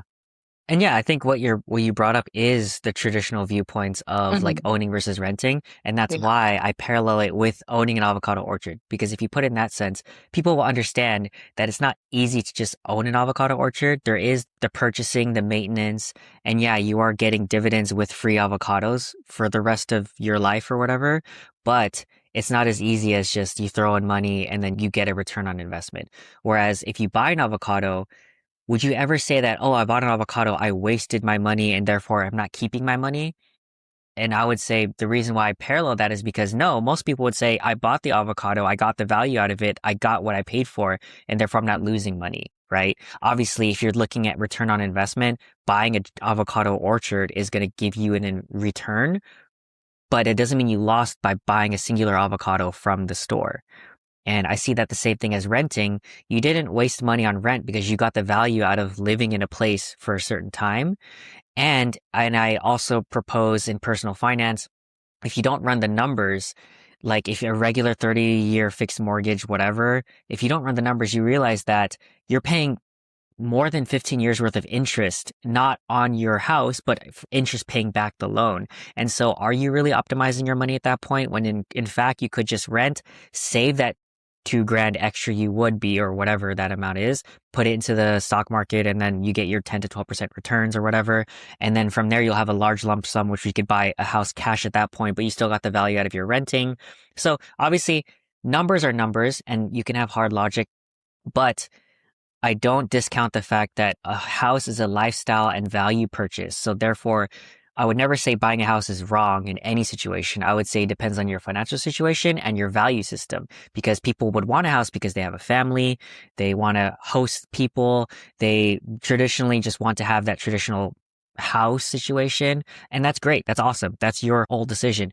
But if you kind of camouflage it as a financial decision, I think that's not correct. I think that's Yes, like, I think so you too. know, You're right. yeah. I fully resonate when you said it's a value. I think it's more values based than Exactly. any, unless you're like flipping your home and reselling it or something. Yeah. Then it's Um, like you have an intent to make money off it. That's different. yeah. Why would someone invest in an avocado orchard? That's the same thing as like owning a business or buying a house, right? It's the whole return on investment because theoretically you could own an avocado orchard and then have an Oh, avocado business. yes, you're right. Yeah. That's Yeah. true. I was thinking about it from the pure. You just eat your own avocado. Yeah, yeah. Yeah. I was just like, what are they getting out of this? It would take Yeah. 30 years for them to feel like, yeah, I benefited Yeah. from growing my No, I own. mean, same. Because you can own your house and now if you once you pay it off, you have that as a part of your Yeah, assets, right? So yeah. it's the same thing as a business.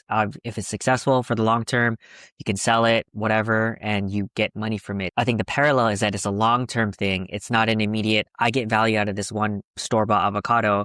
I get value out of this monthly rent. I get value out of this job immediately, as opposed to a longer term, higher risk, but potentially more return on investment. Yeah.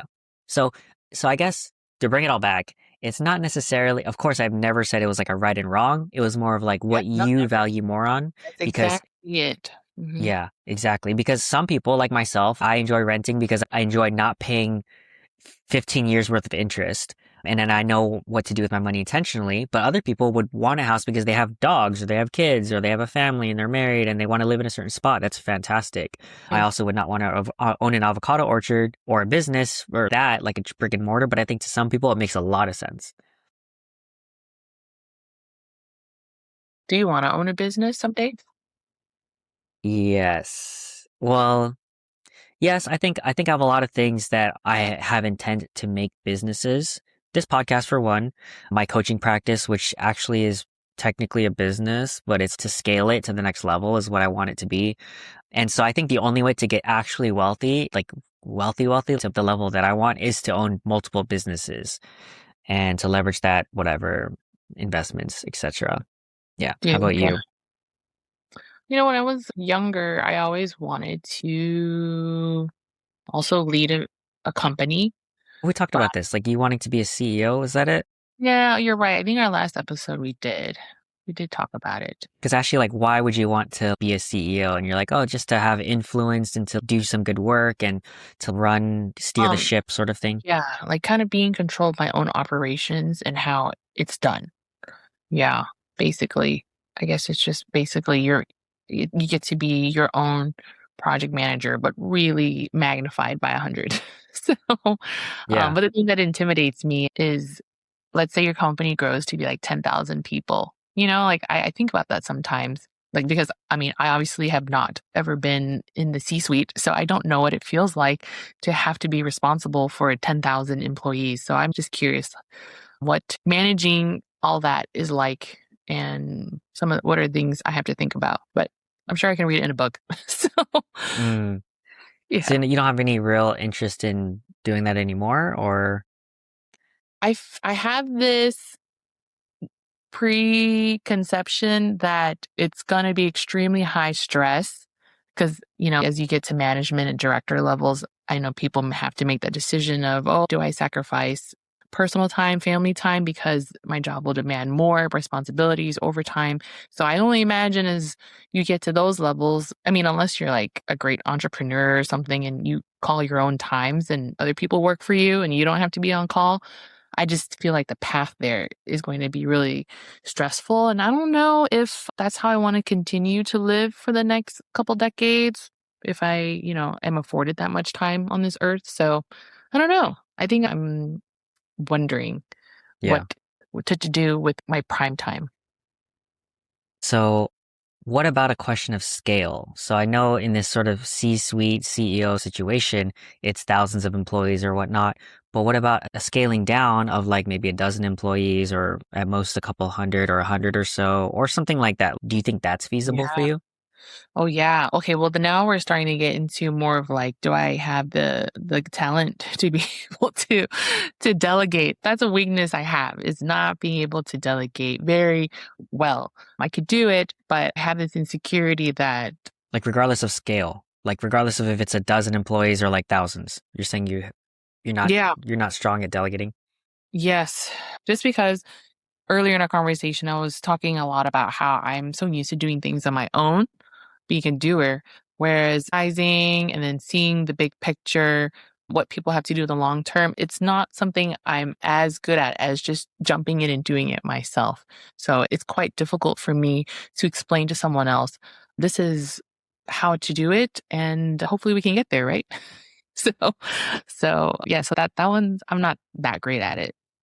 I feel like I've heard from Tim Ferriss that delegation is a skill that we need to develop, especially if we want to build an organization.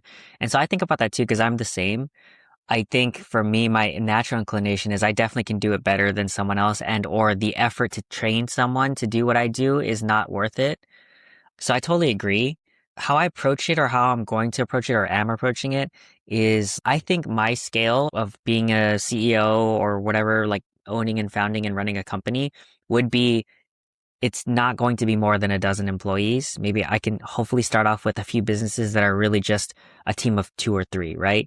And then I'll have other ones that are maybe larger. And from there, if it ever scales to more than that, then I would definitely want to partner and or exit. But I can keep like these things that I have like a smaller close knit where I have a solid team around me who I trust, who are competent, fill in those gaps. And then I can be strategy or whatever, but also just more simplicity because I personally don't want to have like hundreds of employees plus just a small team.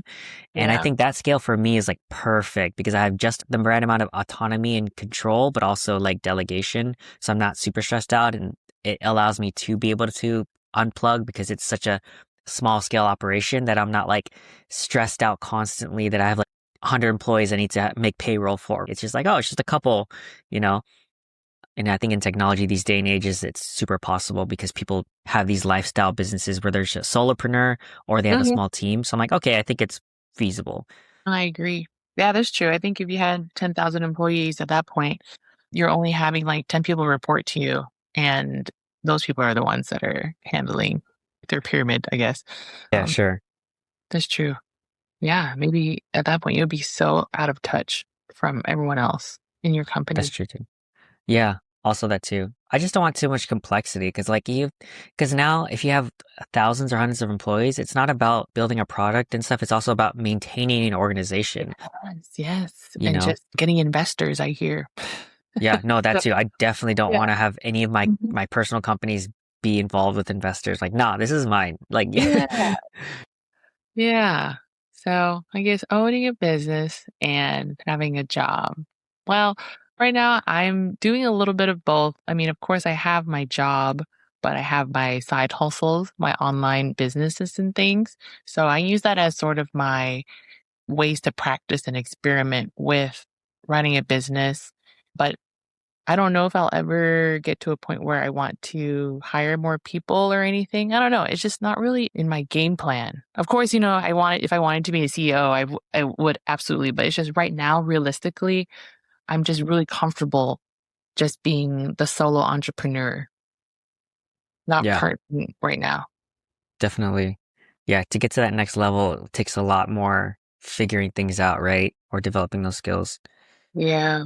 I am in the phase though with like my coaching practice where I have been actively looking for someone to help with my social media marketing, but also the strategy on business development or scaling.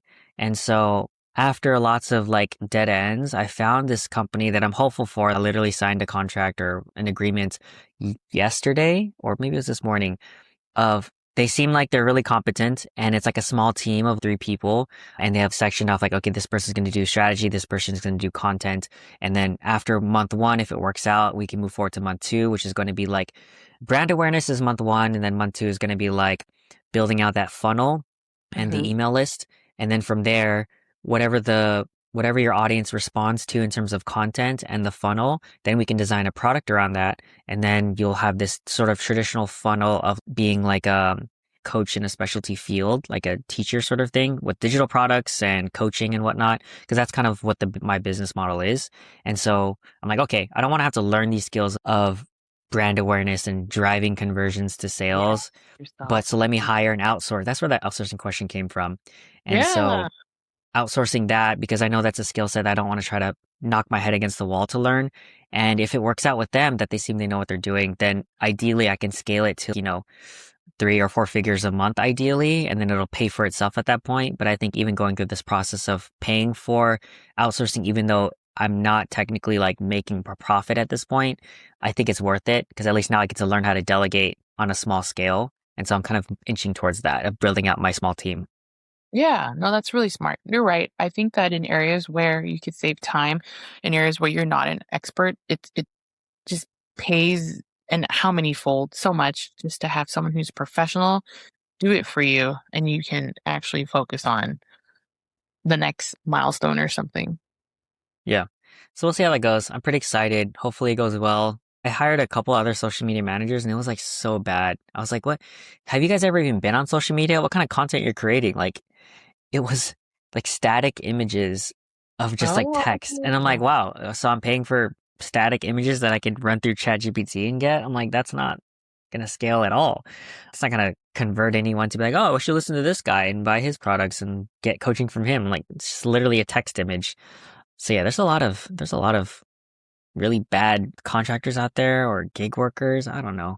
I'm like, okay, they can't be that bad. And then I hired a few that I'm like, oh wow, that was a waste of money. Yeah, I guess you still had to do the groundwork in doing your trial runs and doing the research. Yeah. Do you have any other thoughts on this topic? Honestly, the only most relevant, I recently was thinking about, I mean, no one will call getting your nails done at a salon outsourcing, but that's how I viewed it because I had never gotten my nails done at a salon until the last couple of years. I was just very Oh, anti going to the salon and having someone else do it. I wanted to do it myself. But I saw it as an exchange of a trade-off of time and speed and efficiency right. because I was like, Skill. yeah, exactly. I was taking so long to do my own because of trying to achieve a certain thing, but it was taking forever and I was unsatisfied and I already put in like hours of just waiting around for it to work out. And I'm like, dude, this is why I'm dropping this much money just so that a professional who's been doing it like 10 times a day can just do it in an hour and I will have stellar results. This is what I'm paying for, not because I'm trying to be pampered or anything like that. So that was my trade off. That was my one thing where I thought about, yes, this is worth having a true professional do it until I could figure it out myself. But until then, like I did look into doing certain techniques myself, but it was just gonna have a lot of costs. Am I ready to put this much money in for a lamp and these certain supplies and and putting in the time to learn the technique correctly? So I was like, no, this is why I went back. Yeah, but it's such an inane thing to bring up, but it was just all I thought about when you're talking about outsourcing. Yeah, no, that is outsourcing. I mean, gardening, landscaping, that's outsourcing. I guess technically what, like DoorDash, like that's outsourcing Yeah. because it's like a service, right? Like you could do it yourself, but you're paying for the convenience. Yeah, absolutely. You're right. It all kind of comes down to that, the convenience of it. Yeah, Hmm. that's true. Yeah. That's how I'll justify, like the $15 markup or something. Yeah, no, definitely. I And then was I'll be recently, like, better have done something productive with the time I saved not walking there myself. that's true. That's true. I think we all make those sort of decisions, trade-offs. My thoughts are as long as you're intentional about it and not just a throwaway like justification of, oh, I'm so lazy or all the time. But as Or opposed to like, yeah. okay, yeah, I know what my constraints are. I know what my budget is and I know what the cost value time. Like they had a BOGO Chipotle the other day. I posted about it on my story and it was like buy one, get one free Chipotle. And you just had to show a tattoo, temporary or real or whatever. Right? And yeah, and so this was like last week or something like that. And so the numbers in my head are a Chipotle burrito is like 12 bucks ish or whatever. And so, okay, so I'm getting a free $12 value, but then I see the line outside. It was also during the heat wave. And like, Oh, so yeah. eventually, all in all, it was like 45-ish minutes until I got my burrito. But I'm like, let's say round up to an hour. Is a $12 burrito worth an hour of my time where I could just buy it tomorrow and pay the full $12 and not waste my 1 hour waiting in the heat outside? And so the answer was no, but I did it anyways. Experience and plus I was getting one for a blessing. So I was like, okay, whatever. But I know that my time is not worth $12, which is why I hate all of those grand opening or like sales, like wait in line for 5 hours to get a discount of Yeah. $20 or a $10 sandwich or a $6 boba drink. I'm like, is your time really worth like $6 per 3 hours? to get a tote bag and whatever. If it is true, but I don't think these people are doing the math. I think it's the hype of, oh yeah, I'm the first whatever and I get a free thing, and the premium of that free thing and that free tumbler or tote bag, whatever, means more to them than the 3.3 hours in line. And maybe it's part of the experience too, whatever. The value system, that's what it boils down to. Yeah, no, Different. 100%. I totally agree. Like, I know I'm not right. I just know that, oh, I definitely I avoid crowds and waiting in line. Like, that's just, I Yeah. hate that. I'm like, no, I have too much money to do any of this stuff. Like, I'm too good with my money to pay or to waste 3 hours of my time just to save $10. I don't know. When I was in my early 20s, that was my motivation for wanting to be so rich so that I would never have to wait in the line ever again Yeah. for anything. I mean, same. I wish Disneyland had that sort of premium option to just to cut the lines, like a Flash Pass at Six Flags, but they don't have that. Because I was like, the only way I would ever go to Disneyland by my own free will is if I could pay a ridiculous amount of money to cut these lines, because I hate waiting in lines, especially at Disneyland when it's just overcrowded. And so I'm like, yeah, I think I'm at that point where if I know I want to do this thing, I'm just going to pay money to do this thing with a better Mhm. experience and not waste Yeah. my time. Yeah, absolutely. Now, if only they could all actually know that's what TSA PreCheck is for. I was like, yeah, Yeah, that is what that's I for. agree. Yeah. Although current events say that TSA PreCheck does not work right now with all the TSA agents, quitting or calling off. Yeah. Wild. Yeah, that's wild. Okay, I think anything else comes to mind? Things you've been pondering recently? Wow, we really covered a lot of We things I've did. been doing lately. Yeah, no, I mean, same. I mean, we've been talking for almost an hour 50. The only Yeah. other things that I had that we talked about was the indulging, burnout, balance, fulfillment, Oh, and yeah, then we the need to other, talk about the self-care thing. yeah, self-care essentially. But do you want to talk about the burnout and indulging self-care?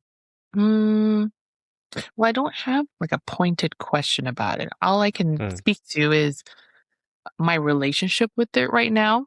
I've been conscious of the last couple weeks of how I've been pacing my energy levels because I've been trying to figure out why I am not good at getting through my to-do list. I know people say like, "Oh, you have too much. Keep it to 3." That's probably why. But sometimes when you still just have 3, it's just so overwhelming. So I thought, am I just really unhealthy? Are my hormones off? Is that why I'm just so fatigued that I can't even get to the third bullet point for today's to-do list? So yeah, I was definitely trying to hack and figure out how to get myself to be more productive throughout the day. So what I've been doing is that if I exert myself one part of the day doing, like, I finished one like work task, I will allow myself to take that break because I just thought, because before I wouldn't do that because I thought like I just did one thing, like it's so small, you know. But I think I'm doing this in order to train my brain to recover so that get back to work more quickly. I think before I would just be working in such long spurts and then I would completely just shut down and be like, oh, I'm going to take a 4-hour nap or I deserve a 3-day break, or something like that. So yeah, so I think I'm just trying to, I mean, I'm starting, it feels like a workout regimen now, just the way I'm trying to pace my mental stamina as I'm switching. I think it's because I get so burnt out from just context switching. I think I get really tired from just doing a bunch of different tasks in one go. So I'm just trying to handle that right now and taking those breaks. And for me, when I give myself that break, I felt guilty because I thought I was indulging, by watching a little bit of TV or taking a break to eat something. I thought that was indulging. So for me now, I'm trying to perceive it as I'm taking care of myself so I could do better in my next sprint or something. So that's my silly little game I've been playing with myself the last couple of weeks. Mm. Do you feel like it's been helping? Like has it been effective? I think for me, everything is frequently psychological. So I think it's been helping me mentally is that if I just let go of the guilt of taking a break after such a short task being completed, I think it has tricked me, or maybe it does work, who knows, into thinking that because I took that break, like one, I have no reason to not be able to get back into the next task. And I think that's, yeah, maybe that is what's just driving me right now, is because I gave myself a break. I don't know if I physically felt better, but I just felt mentally more able to, unless that's the same thing. I know they work Mm, together, but I don't know. Maybe think about that interesting. some more. It sounds a Yeah. little weird. This is my first time talking about this. Sure. Yeah. No, I mean, let's talk through this. I like these sort of, obviously we have these discussions a lot, but so it seems like now you're adopting more of a shorter cycle of like exertion and recovery as opposed to a 3 hour spurt and then a 3 hour recover or something like that. But you're doing more of like smaller cycles. Is that what you're doing? Yeah. Yeah. I exactly. That is exactly what's happening. Hmm. And then you feel like it's helping, like this sort of model is better for you, your I feel productivity. like it is. Yeah. Yeah. It's kind of like I would equate it to snacking throughout the day instead of having a bunch of giant meals. I felt like Mm, the giant meals were slowing me down and making me like unproductive. Whereas if I just snack, I can keep the momentum going. yeah, I There's see. not too much to bog me down. Okay. I hope it's And working. you're like, I hope, I think. Like, don't gaslight myself. So then, do you feel like, I know you mentioned context switching, and I know that's another element to it. And you know the whole idea of the deep work, and you set aside a Yeah. block of Oh time. So shit. like, Yeah. I so need what are to your believe thoughts on that? my thoughts on deep work. Yeah, I think before maybe we even talked about it the last couple episodes, how I was such a wanter of getting into deep focused work in order to, I don't know, like crack something open, I hope. But I mean, I feel like, okay, well, on one hand, I was going to say that only happens for me sometimes. Like I can't consistently get into it, but that I could argue that, well, maybe it's because I'm not setting myself up for that environment or success in order to Mm, consistently be able to do it. I could argue both ways, but realistically, I actually have not been able to get into deep work mode, especially at work, because I'm always being pulled into a different meeting, or someone like I want to talk to someone, or there's just distractions. And so frequently the only time I've ever been able to get into deep work is when I do it in my car. Like I just turn on my laptop and then I'm in this soundless room. isolated space. Yes, exactly. That's the only time I've really been able to truly focus. So I think I've been struggling with this because of just having to be expected to work from 8 to 5, but then I'm completely gassed by 2 or 3 o'clock. And I'm like, I feel like I only got 2 hours of work done. I hope my work doesn't see this because I really am maximizing all my efforts. It's just, am I doing my full? I don't know. Like you have 8 hours. Are you working the full 8 hours?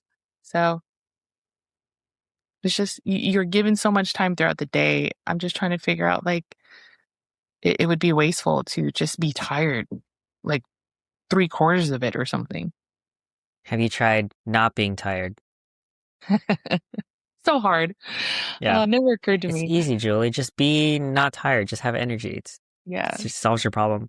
it's true. I know people like get up and walk around just to reinvigorate themselves and stuff too. Yeah. But I'm just saying, like mentally though, Yeah.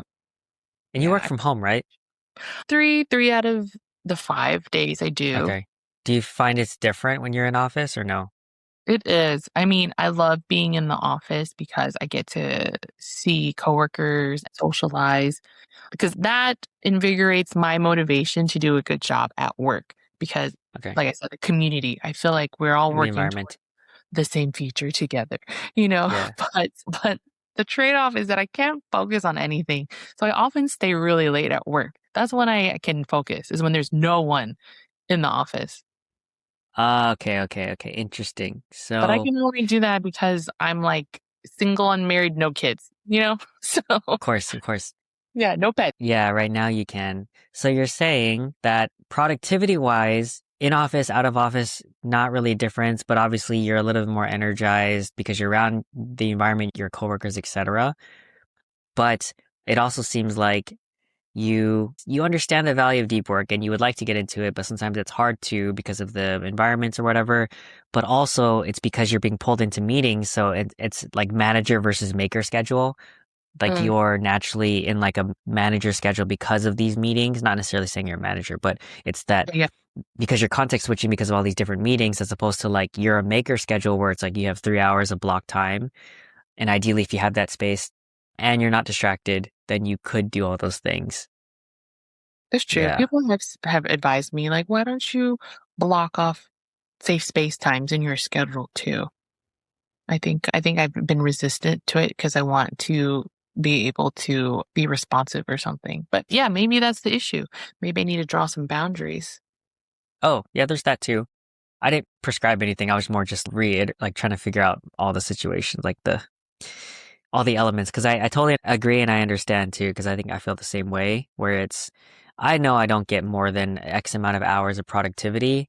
And I know that being in office, even though I'm never in office, would change that dynamic. I think I would be more productive, but I'm not really sure.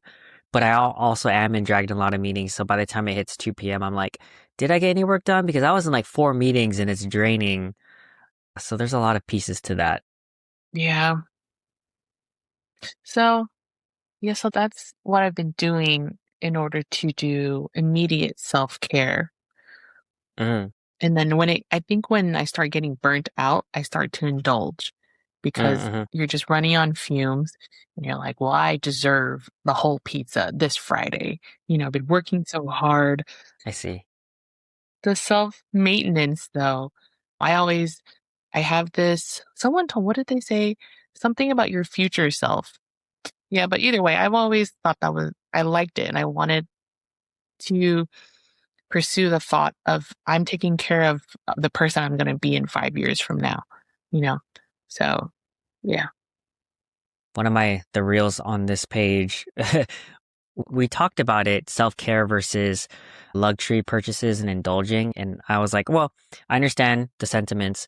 And I think the distinction is that the way I define self-care is taking care of your future self or things that take care of you for the long term versus the short-term gratification, which feels great in the moment, but does not take care of you for the long term, like buying a purse or let's just say a massage that's more just for just comfort in the moment. Sure, maybe it does feel good in the moment, but eating that hamburger or whatever is not going to give you, it's not really self-care in that sense. It's more indulging. And I guess, and this isn't to say one is wrong and one is right. It's more of I think definition is important and how we define and how we set it up for ourselves because I agree with you. I find myself in those situations as well where it's, okay, if I'm working hard and I'm pushing myself, I need to rest and recover. Same thing with working out. Like you can't push for forever every single day. Recovery is just as important for performance as actually doing the work. And so I would never discount recovery. And I think if we have those small indulgences, you can categorize it as recovery and that should be fine. The way I see it is deluding yourself into thinking that indulging is necessarily self-care. By the way, I define it. I think they both have their time and space. I think decompressing and indulging has its time and space if you're in recovering. I think self-care is a different category that we need to make time for because we want to take care of our future self. And I don't think those are the same in our sort of schedule. Does that make sense? Yeah. I have a question. How do you decide when you get to indulge versus when you need to stay focused on your future self and self care? Do you have an example of indulging? Well, yeah, let's say I'm in my moment of rest and recover, right? And I need to take a break, but I have a choice between giving into my urges for getting boba or like the Korean fried chicken. But I know Great. Now I'm that I have this goal of either losing weight or lowering diet, like my like cholesterol or whatever. So I should be reaching for the Greek yogurt or whatever, So I mean, I guess I could be overthinking this, but but realistically though, we have to make these types of decisions all the time. So what is your threshold? How do you do your decision making in those varied moments? hungry. Okay, so now here's my coaching brain thought process is and how I approach the diet thing or at least the nutrition thing or the indulging in sweets because I also indulge way too much in desserts like 7 leaves. If I didn't get this, my diet for today would be a win because I have all my protein, all my fiber, and my calories would be good. But I'm like, I'm really craving coffee and probably because I didn't get the best sleep last night. And so I'm like, I'm gonna take the L or I'll be close to it, whatever. But to your point, it's like, okay, maybe we have those cravings from a nutrition coaching standpoint, I would advise myself that I have these alternatives like my protein ice cream, or I have my boba tea protein that is a substitute, not always my desired substitute, or like frozen berries and as opposed to any other sort of high calorie dessert. And so I try to pack in my nutrition and my schedule and my groceries with these healthy alternatives to make it the threshold easier to get that than to go out and get sort of boba or ice cream. And for me, I always make it harder to get those things, meaning I have to pay premium prices and have to drive there. I never have it at home. But I guess to the spirit of your question, which is more like indulgences, is I think I also do allow for those sort of indulgent moments if I know that I've checked the box for my priorities for the day. And for me personally, what that looks like is, did I get my workout and or steps in at this moment? Did I get one important thing done in my personal life, like working on my blog or my podcast? Or obviously important things at work are a little bit different. But if I've checked those boxes of, okay, my fitness priority and then my like personal priority, and I've done those two things, I really am guilt free for the rest of the day to F around and watch a movie like at AMC or indulge on social media for a little bit or watch some anime because I'm like, I checked on my boxes. I did my priority items relatively compared to other people. Let's say some people don't even get that one workout. And I'm not trying to compare myself, but if I frame it in that perspective, it's okay. Well, I've already won the day. I got my one priority, my workout. I can indulge and I don't feel guilty. And when I look back on my year, I'm like, okay, well, I've made progress on all those things because I focused on my priority items and I didn't feel bad about indulging in stuff I probably shouldn't have, let's say social media for me. And so therefore we're good there. And everything else I try to automate and outsource. So like I automate my diet with like my meal services, subscription deliveries. I was telling Blessy this, like I think 95% of what I eat is subscription based because Right? I value convenience and like nutrition. Yeah. Like my meals, I have Athletic Greens. I'll link it in the bio, my whatever. No, but so like it's a green protein drink, right? Yeah. My boba tea protein, my David protein bars, and then my meal service, which covers two of my 3 meals per day. Literally all that is subscription based. And then I have my one 7 leaves or going out to get ice cream. So I don't have to think too much about nutrition. So in terms of fitness and nutrition, all that is outsourced. I don't have to think about it. But in terms of the whole indulging thing, I allow some buffer only when I know I've gotten the important things done. You ever get tired of just having that discipline and routine? Do you have like days where you fall behind or anything like that? In what sense? Like in what area? Like you don't work out for the day Oh, or what is it? You didn't get that priority done. You're just so sleepy or yeah, I guess when you just didn't check off all the boxes. yeah. That's a good question. I think my first thought is I don't have a lot of boxes to check off. It really is two. It's one health related and then one productivity related. So it's a easier game to win when I just have only two goals. But in terms of the physical thing, I don't ever negotiate with my workouts. Like I have fitness clients now, so I do productivity fitness coaching. And a big thing is, okay, how do I get into the gym? For me, what I told them is it's scheduled in my calendar, so it's non-negotiable. It's like I wake up and brush my teeth every day. I go to the gym when it's my gym days. I don't negotiate that. It's just part of it. So I don't use any willpower to do that. Same thing with my 10,000 steps. Like it's not negotiable because it's already decided. And so that's like a willpower technique sort of thing. But there are times when I don't get to, let's say, editing my podcast because I just, for whatever reason, I don't get to it. I do feel like I give myself grace because there is no real hard deadline for that. It's more just me arbitrarily sort of deciding it. But I know that as long as I still set aside that intentional time each day, I eventually will get to it. So I might not finish it today, but I will finish it later this week. And because it's always just that one thing. And then I'll try to minimize the things I need to focus on. And then there's maintenance stuff. Like I need to go grocery shopping, I need to get gas, whatever. But that's not, like we all have stuff to do. But I think I try to keep my list very, very small and minimal. And it has to be a priority for me. If it's not a priority, I try to outsource, delegate, or just cross it off the list. Okay. Yeah, you do Yeah. prioritize very well and aggressively. So that I can wait in line in Chipotle for an hour during work because I'm a bum with nothing else going on. Just your values, you know? Yeah, yeah.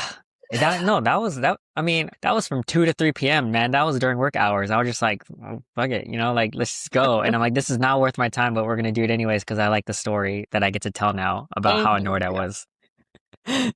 How do you work in like admin time where you have to do your taxes, fill out paperwork Oh, for various things, someone wronged you at UPS and you're like, oh, I gotta get my money back, Like those things yeah, they just take crop time. up.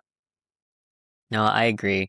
I feel like I'm not the best at this, but I try to get that stuff done off my list as fast as possible because they're Oh, not the exciting things, right? This isn't my life purpose. This is not this podcast and like my coaching. It gives me energy. Doing yeah. taxes does not, going to whatever errand does not give me any energy. So it's one of those like maintenance things where like we just got to do it. So I think my strategy is just to get it done as soon as possible. And sometimes that is my one thing for the day. Sometimes I'm like, look, I'm not getting any passion projects done today. I just need to get my stupid taxes done. And that is the one thing. And for me, that has been relatively effective. Okay. No, I agree. I think two things you're doing already is probably the reason why you've been able to maintain so well is like you keep your priority list low and you prioritize outsourcing, delegating. Yeah. And just doing things right away. Yeah, yeah. I mean, it's not easy too, but I think as I retrospect on my week or my month or my year, and I'm like, okay, I've given myself grace when a more productive person would have done 10 times as much as I have. But when I'm like, okay, let me look at my 2025, I'm like, I accomplished a lot, and it was piece by piece and it was a little by little and I could have got there faster, but I'm proud of myself for doing that. I celebrate my wins. And then I think that allows me to keep going. And now 10 years in, they're all habits. So I don't have to think about them too much. And I know that's a tricky unlock because it would be nice for everyone to be able to get there. But I think it's leaning into the consistency, the small prioritization, and then looking back and celebrating that wins helps to reinforce the behavior of me journaling every day or working out every day, not every day, but every other day, or getting my steps in or whatever. Now it's like a habit that I can't break, but it's only because I've also celebrated the wins looking backwards. When I think a problem people have is they don't look back and celebrate how far they've gone, and so therefore they don't give themselves grace when they do slip up. And then they're like, oh, what I'm doing is working. And so that's what I try to do in my coaching is to show my clients that they are getting these wins. Like they have to track their food, they have to track their weight so they can see those wins so that every week we can celebrate together that you're losing weight and therefore your retention is going to be higher for the right behaviors. And I found that's been successful the last 6 weeks I've had these clients. Mhm. They've been consistently losing weight. They've been consistently measuring their weight, tracking their calories, taking progress photos. And I know psychologically that them seeing the wins will help them develop that consistency. Yeah. No, I totally agree with that. I mean, I'm not good at doing what you just described, but I totally agree because Right. You understand? Yeah. I used to do that. And it's true. It helped to see the progress and that pushes the momentum a whole lot. Yeah, of course. And yeah, I love this sort of thing of like habit change, behavior change. And I always tell this all the time whenever I'm not like pitching anybody in my coaching services, but it's more just like, look, if it was just about knowledge, right? Once we had Google and ChatGPT, we'd all be millionaires with abs, but we're not. And so I think a part of that is it's not just knowledge. Some people do need some more knowledge and they just don't know where to find it. That's fine. But it's also the psychology, accountability, and the guidance for someone who can translate that. And I feel like that's one of my strengths is being able to translate what I've learned and teach someone else in order to change their behavior, no matter the field, whether it's personal finance, relationships, or fitness or productivity. Those are all fields that I'm interested in because I do it for myself, but I'm able to teach people this in my coaching because I understand how human psychology works and behavior changes because I've done it on myself and helped other people with it. So I guess that is a pitch for myself or a plug. Check out yonocruzcoaching.com, marleyonocruz.com, any of these sites. I love building this because it's like, I tell people too, my friends, I'm like, I would do this stuff for free, but I need to charge people because they don't take it seriously if they don't pay money for it. And so even with my clients who are also my friends, like I don't charge them actual rates that other coaches would because for me, I want to get them results and those results will be good for testimony for me and experience as well. And so I charge them very minimal and it's a win-win. And then in years, I can charge a lot more because now I have a solid service, I have experience and I have testimonies under my belt. And so that's the business model I've been following. But Correct. it's not about the money for me. Like I told my friend last night, I'm like, I would do this like financial coaching to you for free, but I would encourage people to pay for something that means to them because psychologically they'll buy into it more rather than just a friend telling you what to do. You're not going to do it. Yeah. Yeah. When did you realize that this was what you were good at? Did it take, like, is it still something that's formulating every day? Or one day you were just like, this is it. This is the thing I'm going to hone in on. You mean just like coaching in general? Or the ability to recognize that you're able to focus on psychology and people's behavior in order to make change. Oh, like when did I connect the dots that like this is something that I'm good at? Well, okay, here's a few sort of dot connectors. The fact that my job and all of my hobbies and the things that remember like what gives us energy, they all connected to the same thing, which is basically fundamentally it's me teaching what I've learned to other people, but teaching is a skill in itself. It's not just passing along information. I'm not just ChatGPT or I'm not just Google, right? But it's the ability to synthesize the information in a way for they're receptive to it and to unlock their own personal psychology or for me to understand their personal psychology so that I can tailor the solution to them. Mm. That's something that I've been doing professionally as a technical project manager, scrum master. I do it for fun in my dance team. You know, like I'm like, hey, you need this role and I will enjoy doing it. So you should give me this position. And then they did. And then I do coaching for free for my friends for the last 10 years on stuff that I've learned and got results on. And I enjoy seeing them get those results because I'm able to again synthesize and help them change their behavior. And so all these dots or these things aligned and I'm like, well, that's 10 green lights in a row. Why would I not just do this or pursue this professionally or in a more structured way as a business? Is this your ikigai? Would you consider that your ikigai? So maybe, yes, but I think I've had this realization for maybe the last 4 or 5 years that at the core of who I am is a teacher. But Mm. the root cause or the root motivation behind that is because I love learning. And so I think the other side of the coin of learning is teaching. But if I apply that to the world and what makes people like what uplifts people or what makes the world a better place is teaching someone to improve their own life. And so it's like combining all those things. It's like, okay, so I guess at my core, I'm just a teacher. And it made sense to me when I made the realization. And now I'm just doing those things with this podcast, with my coaching, with my career, my professional career, and these other businesses that I want to do it's all revolved around me learning and then teaching other people. Yeah. I don't know if that'll survive an apocalypse. I might just lean on the Oh comedy yeah, I thing. know. I totally think so. I totally think so. Yeah, maybe. Or I could just be the court jester in our village and just make people laugh. So wait, Yeah, actually, now that I think about it, humor is a type of psychology, sort of as yeah, art that's what I'm form, right? saying. It's like understanding how people's brains work, and that's how you structure a joke and or the execution of that joke. Okay, yeah, that's quite scientific. You're right. That's more than just raising serotonin levels. No, yeah, 100%. Because I think that's definitely it's like a science as much as it is Yeah. an art. Mm-hmm. Yeah, that is really cool. Do you, I mean, not to throw it back over you, do you feel like you have any sort of idea or direction in terms of your own sort of ikigai? I haven't finished my Ikigai workbook to give you the final answer, Yeah, yeah, but yeah. I have a gut feeling, or my prediction is that it's going to be related to guiding people, being a helper, a connector, because frequently, when I sign up to do volunteer work or anything, I really am always most curious about what people want out of this and how I can help them achieve that dream or that goal. I mean, unfortunately, I'm not like an investor where I can just give people so much money to reach their dreams, but I still want to be someone who is like an agent in their lives that can help them get from maybe like a less fortunate place to a better position in their life. So I mean, I know there's lots of roles out there like a counselor, social worker, a mentor.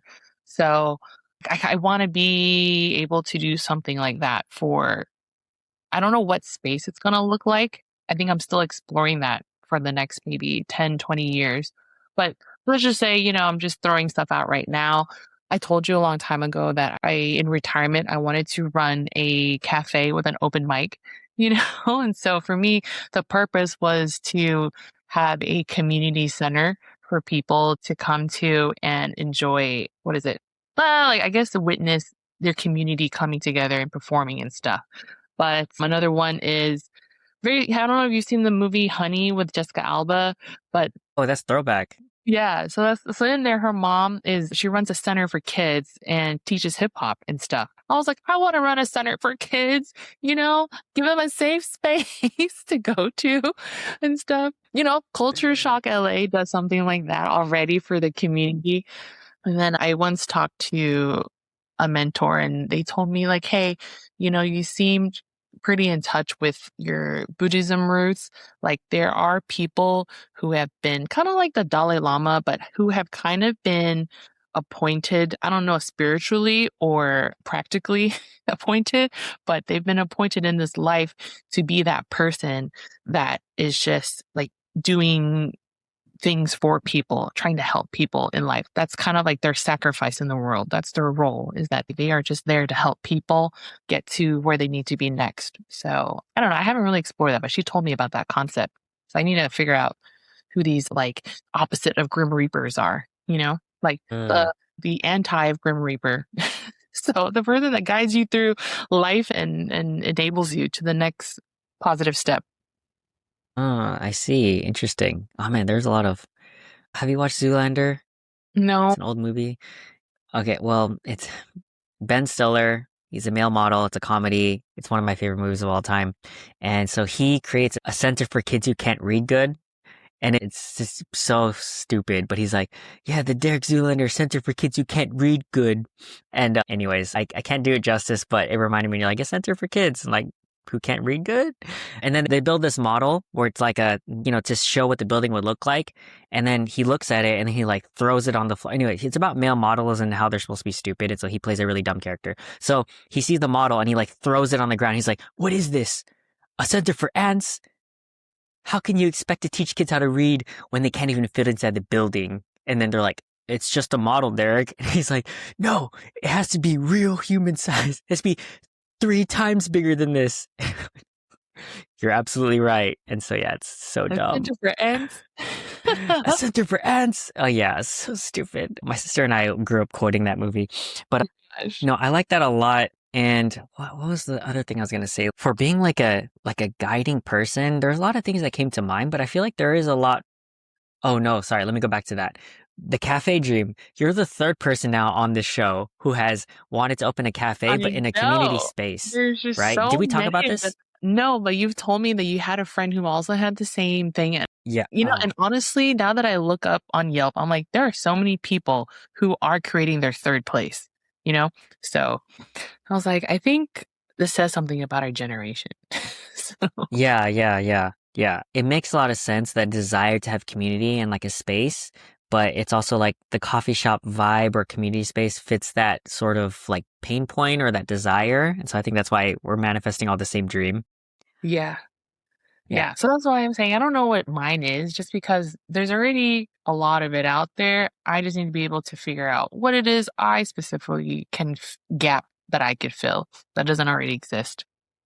But what if it does exist and you can still do it in a really good way that adds value and you can make it into something? That is fair. I actually met someone, a business owner, who once told me, he was like, I'm not really good at coming up with original ideas, but I know I could take someone else's idea and do it better. So that's another way, definitely looking at it. It's just I never opted for that track because I guess it's not like what is it? It doesn't fall into who I am as a person, but I can definitely do it. Mm, I guess mm-mm. it never occurred to me to just do that. So is it that you want to be distinctly good at something, or is it you just don't want to do something that someone else has done? Or I think I don't want to reinvent the wheel. Like, yeah, part right. of it is, yeah, it would be nice to come up with something original and unique, even though most things are not original and unique. But I think sometimes I think I could say, oh, it's wasteful because I'm like, someone already made this great thing. Like, why are you trying to just do better? Do something else. Like, someone already is fulfilling this gap, you know? But then I guess that's what our whole system of, what is it? Capitalism, that's how it works, right? So, Hmm. Yeah. um, Because it's not always that someone hasn't done it, therefore it is good. Sometimes someone will do it better. And or sometimes it's like an artisan sort of thing where it's not always the Starbucks that wins. It is the artisan coffee shop that is not doing it better, but it is doing it in a way that people like it more. right. You are so right. Yes, yes, yes. I agree with that totally too. Yeah. Because yeah, you Yeah. like let's say coffee shop, you won't beat Starbucks at being a coffee shop by those metrics, but that does not mean that there aren't a lot of coffee shops that are popping up all the time that are widely successful or will stay around for a long time. But also there's the art aspect of it because also thinking about painting, people have painted, so you should never become a painter. People have already done it better. However, I don't doubt that people will still be selling paintings because everyone's art is going to be different and therefore Yeah. valuable. And I think no matter what business or career, you can always put your own artistry, your own personality, your own perspective into it, and it will be different even if it's still the same. And I think there's value in that. No, you're right. I completely forgot. There is a different stroke for every folk. Yeah. Yeah. So that's true. There's no need to be like, well, there's already Starbucks, so I should just give up on my dream. Yeah. Yeah. I mean, clearly people have not given up on the coffee shop dream, and Yeah. it works for people. So. No, yeah. People have created beautiful coffee shops and awesome creations. That's true. I think that is important. That's how we get innovation too. People keep Mhm. building upon what exists. And they do Yes. it their own way that people might like or resonate with more because your unique perspective or approach is always going to be different than something else, right? Yeah. No, you're totally right. Yes. I'll keep you updated on when I get to the end of that workbook, though. Maybe it's No, yeah, like that's exciting. really nothing what we talked about. It's going to be something so different, maybe. Who knows? Yeah. What is the workbook exactly? So Ikigai for the audience, do you want to go over that with them? Oh, Like, yeah, the workbook is it's just supposed to help me figure out what my ikigai is. I picked it up in a bookstore while I was traveling because I like to buy notebooks and pens while I'm traveling to keep myself busy. But this one is supposed to give me exercises to really tear apart and figure out what my purpose is. So some of the exercises, they'll be like, hey, grab a photo of when you were like, I don't know if it said like when you're most happy or when it was from your childhood, but I mm, understand that exercise is supposed to give me a clue as to maybe what gave me a lot of energy or, what would I do for free? So I think all of those exercises at the end is supposed to point me to the answer. I see. So you're still kind of like doing those exercises, reflections, Hmm. things that stir the brain, and then you'll kind of get a direction by the end of it. Yeah, it's really, I think, just a really long reflection exercise. Right. Yeah. Huh. So it seems like you have some sort of were some of these things that you discovered different than what you expected? No, these things it just, well, one, I haven't finished the workbook. So because I haven't, I was just more conscious of it in my daily life. Like when I like volunteer for certain meetups or when I'm at work, I just notice that I have repeated patterns of why I do certain things and, what gives me energy. And so I noticed that I do really enjoy just getting to know people and seeing how I could serve them or if there's something I could do to help them. And I was like, is this going to be it? This is going to be my true calling? I don't know. I just don't know what form it's going to take. So, Yeah, definitely. I would imagine that maybe you've been exposed to some roles that might be a roles, careers, whatever, that might be an amazing fit, but maybe it's one of those things where if you're not paying attention, it'll kind of pass you by.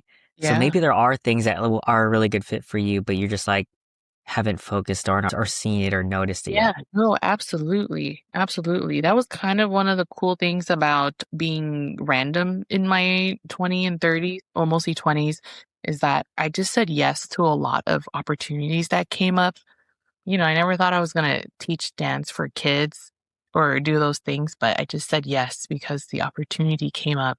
And so I kind of look forward to those wayward things that come up. Who knows? Who knows where I'm going to be in 20 years? Maybe you'll find me on Wall Street and without a conscience. Who knows? And investors do that too. Like when you're bored on it, like an investor in a company or an angel investor or those sort of like VCs, they go in and invest money, but they also help steer the ship or give guidance to the owner founders as well.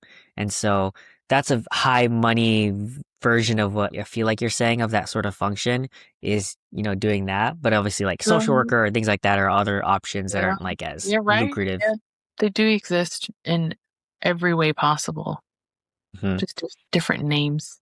Exactly. You're just solving problems. Yeah, you're right. I just really don't know what the skin is gonna be. You know? The skin, like what do Yeah, you mean? like what the Well, the function, but not like the outside like yeah, label or like I don't know whatever. what form it's gonna take, you know? Mm, Like I'm obviously just focusing on whatever it is I feel my hobbies are.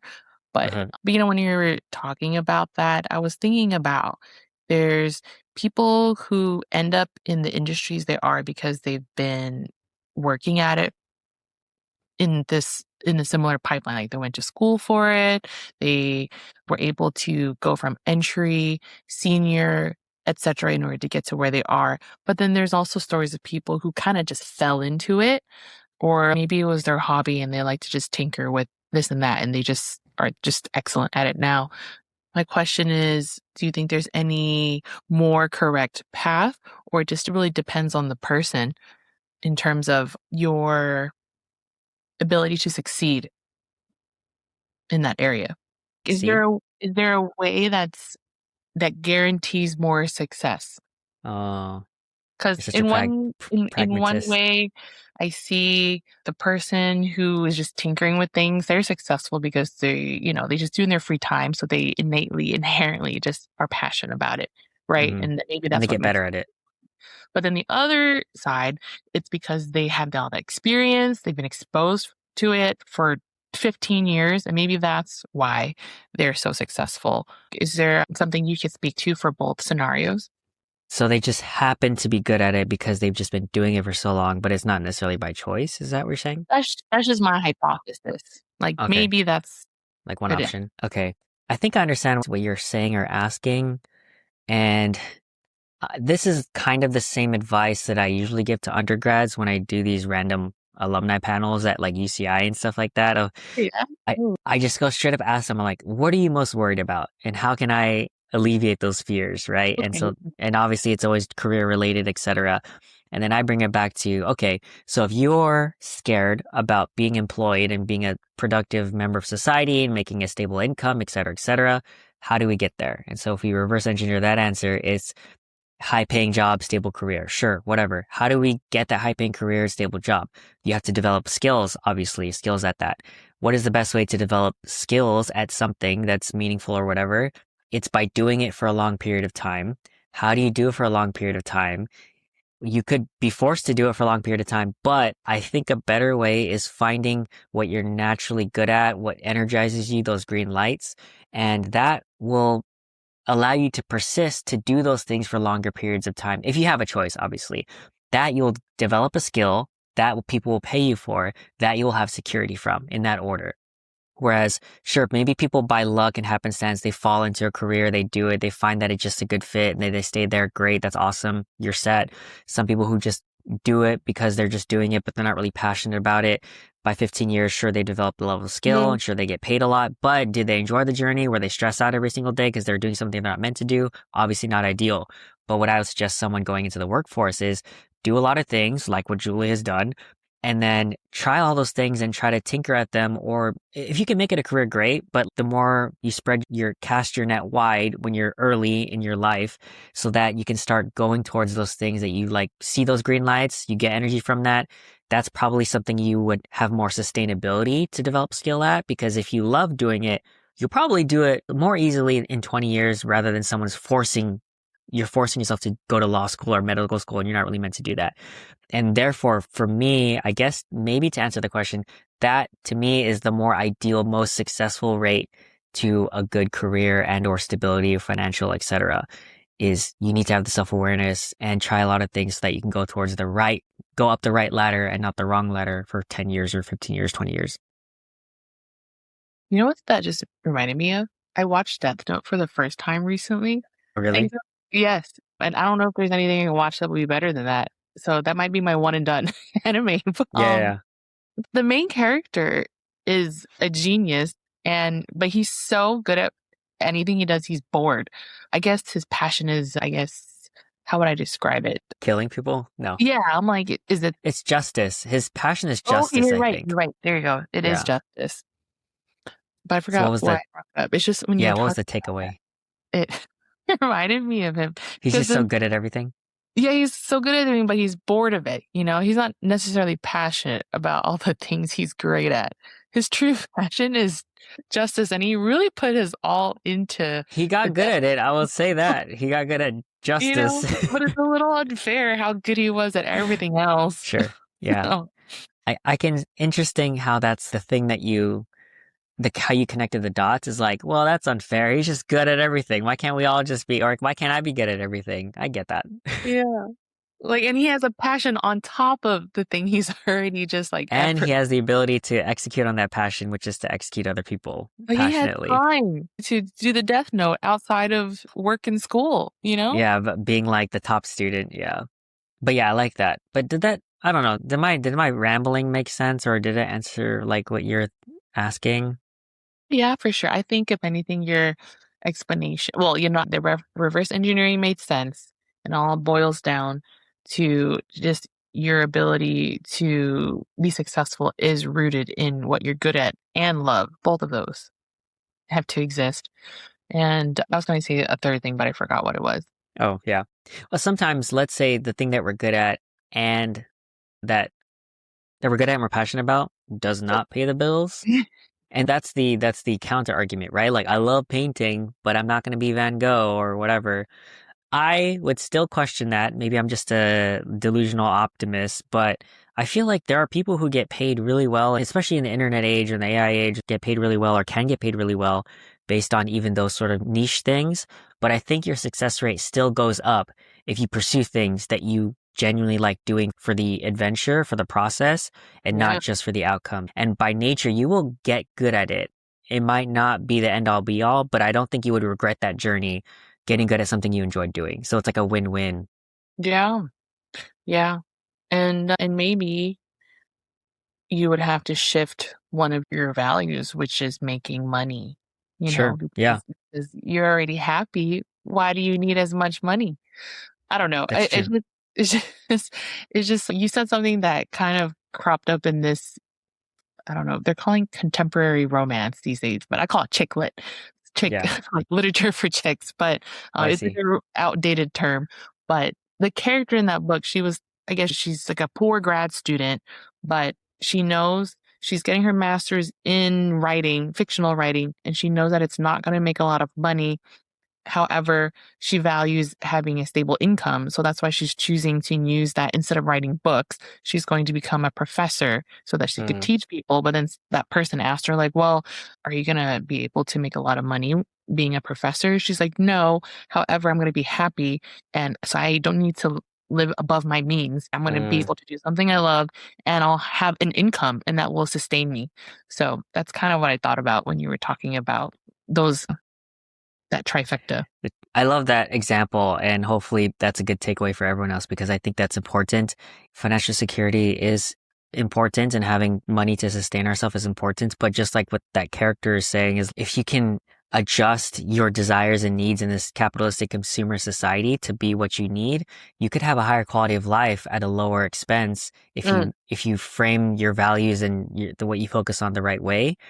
And one of my guests who were talking about this, who was like a professor, there's two paths. You can take the risky Twitch streamer path and make a lot of money, or you can do the stable career that maybe it's not as exciting and whatever. And then from there, once you get to that point of like stable income and or investments or whatever, then you can do all your hobbies for free or for fun. And I subscribe to that. Obviously, that's how my career panned out. I was transparently focused on making money because that's what I knew I needed financial security. So that after I kind of hit a threshold, then I can do all of my hobbies for fun and for free. I don't need to worry about that because I do want happiness. But it's not like I pursued the most lucrative thing. Like I would have gone to law school if I was trying to pursue the most lucrative thing, but I knew the trade-off of stress and heart and health related issues was not worth it. And even if I'm naturally inclined to be a good lawyer, it says my brain, right? Even if I think I'm good at that it doesn't mean that it's worth the trade-off. And so I'm like, okay, let me figure out different ways to make money, be creative and open and start learning and growing. And so I'm fortunate enough that now my career has panned out that I have the financial security and I feel confident in my ability to make money in the marketplace. And I can travel as much as I want. It's not a crazy amount. And I can do all my hobbies, also not a crazy amount. I can be generous, not a crazy amount, but enough that I want. And so I did take that safer path and I was focused on making money, but also understanding how money works. Again, I'm pitching my whole financial coaching sort of thing. But making a career and being good with money are two separate things. People think that in order to have a good financial situation, you need a great career. That is definitely not the case. You can have a great financial situation with not an amazingly high paying career. It's just that people think that those two are equated. It does help to have a high paying career, obviously, because you get more cushion. But if you don't know what to do with that money, you're a lost cause anyways. You're going to be a sinking ship because you can't plug up the holes because you're not good with finance. I'm passionate about personal finance coaching is because no matter what your income level, you can still have a solid financial future and foundation, and you can simultaneously work on your career so that you can always make more money and increase that. But you do need both skill sets, but they're completely different. I'm so glad we got the opportunity to talk about your coaching. Yeah, just What? shamelessly plugging everything. Okay, guys, it wasn't on purpose. Okay. If you sign up now, it'll be super discounted. That's what I'm saying. Because as I'm paying this VA agency to help me build it out, my services will get more expensive, guys. So you guys better jump while the It's a stocks are deal low. right now. No, it is a deal. Honestly, I charge pennies to my friends for all this coaching and they're getting results. So, I didn't know that you wanted to go to law school before. I mean, I was poli-sci, so it was like that was the thing. And when I was a kid, I always argued with my aunts and uncles, and they were like, "GR, you should be a lawyer because you're always arguing." And I'm like, just because you're wrong and I'm right does not mean I should be a lawyer. That is so That that was me as a kid. And oh then I my worked with lawyers and I'm like, oh, yeah, I could probably good at this. I have the right personality for it. But they were like, if you don't live and die and breathe law and you don't want to go to an Ivy League school or like one of the top whatever, don't do it. And I'm like, okay, easy. I won't do it. Let's pivot. Let's do something else. god. Let's be an entrepreneur or something like that. Or I don't know. I just started this Korean drama called Phantom Lawyer, Okay. where this lawyer, he is a really altruistic person, but he can't get into a major firm because he's been like red listed or blacklisted. I don't know what the term is. I guess both could work. So he ends up being able to see the supernatural ghosts. And so he's starting to be their legal counsel. So, For ghosts. yeah, for ghosts. Do they have ghost money or how does this work? It's just because he got swindled into starting his own law firm. Or, I mean, no, he wanted to start a law firm, but the person had scammed him into the office is actually that used to be shaman's office. So he's not unaware that this is a highly spiritual, like supernatural zone. So he thinks, oh, this is my new law firm. But then there's a bunch of this spiritual energy. And so he keeps running into ghosts. And they're like, well, we need help. And he's like, well, I'm a really altruistic person. I'll help you. So it's really, what is it? It's really good so far. That sounds Yeah. interesting. Wait, so I know he's doing it altruistically, but Yeah. it's not a business, right? Like he's not like they're not paying him because they're No, ghosts. he's not getting paid, but I think like this is giving him a good street cred so that later on it will be, well, he's winning case. Okay. Well, actually the reason it works is because he's helping them with their cases. These cases happen to be active, like lawsuits going on. Oh, So but let's they're just say, dead. yeah, they're dead. So he's getting to the bottom of these active cases right now. So I think that if he wins these cases, then he just builds a reputation and whoever blacklisted him will be like, oh, well, I was wrong. This guy really is a good lawyer and we were so wrong for shunning him. So that's how I think, Mm, we love a good justice plot. So yeah. So he's active cases, but he's also helping and consulting these like ghosts or dead people or something like that. who were Interesting. affected or Or are who affected, were major involved in the case. players. Hmm. Yeah. That makes sense. Yeah, I was just curious. I'm like, how does that? Like, they can't pay him ghost money. Like, oh, okay, but it's like active cases. I think he's getting paid in reputation. I don't think he's getting paid money. Okay, He's, okay. So he's still not even making money, but like at he's least he's winning cases. yeah, He's getting the W's. yes, he's testimonials. So Hey, that's what I'm doing, I guess. I'm just getting testimonials, not getting paid. yeah, but he won. He won these cases. So Nice. actually, yeah, but to be realistic, I will have to see how he is sustaining himself after several cases because I'm like, you're not making money still. So Right. yeah, we'll have to see Interesting. where this goes for him in a very practical manner. Yeah, yeah. Sorry, it was called Phantom Lawyer? Okay, Yeah, where do you watch it on? Netflix. I'm Netflix? still Okay. subscribed. Oh, gotcha. Yeah. I'm just asking so I can link it for people who are interested. They can be like, check it out. Anything else? We've been on this for a call for 2 hours and almost 15 minutes. It's been such a good conversation. For those of you guys who don't know, Julie and I can literally talk for hours. We have historically. So it's always, I always enjoy talking with you. But did you have any other topics you want to, before we kind of wind up? Oh, nothing at this time, but there could Okay. always be more, but nothing right Of now. course. Yeah, of course, of course. Cool. Okay. All right, then. Let's wrap it up then. I'll do any questions. I mean, it's like very informal, but I don't know, Julie, if anything changed, what are you grateful for? Oh, what am I grateful for? Being We have to get, alive. we always end with gratitude. Sorry, Oh what? yeah, Being alive?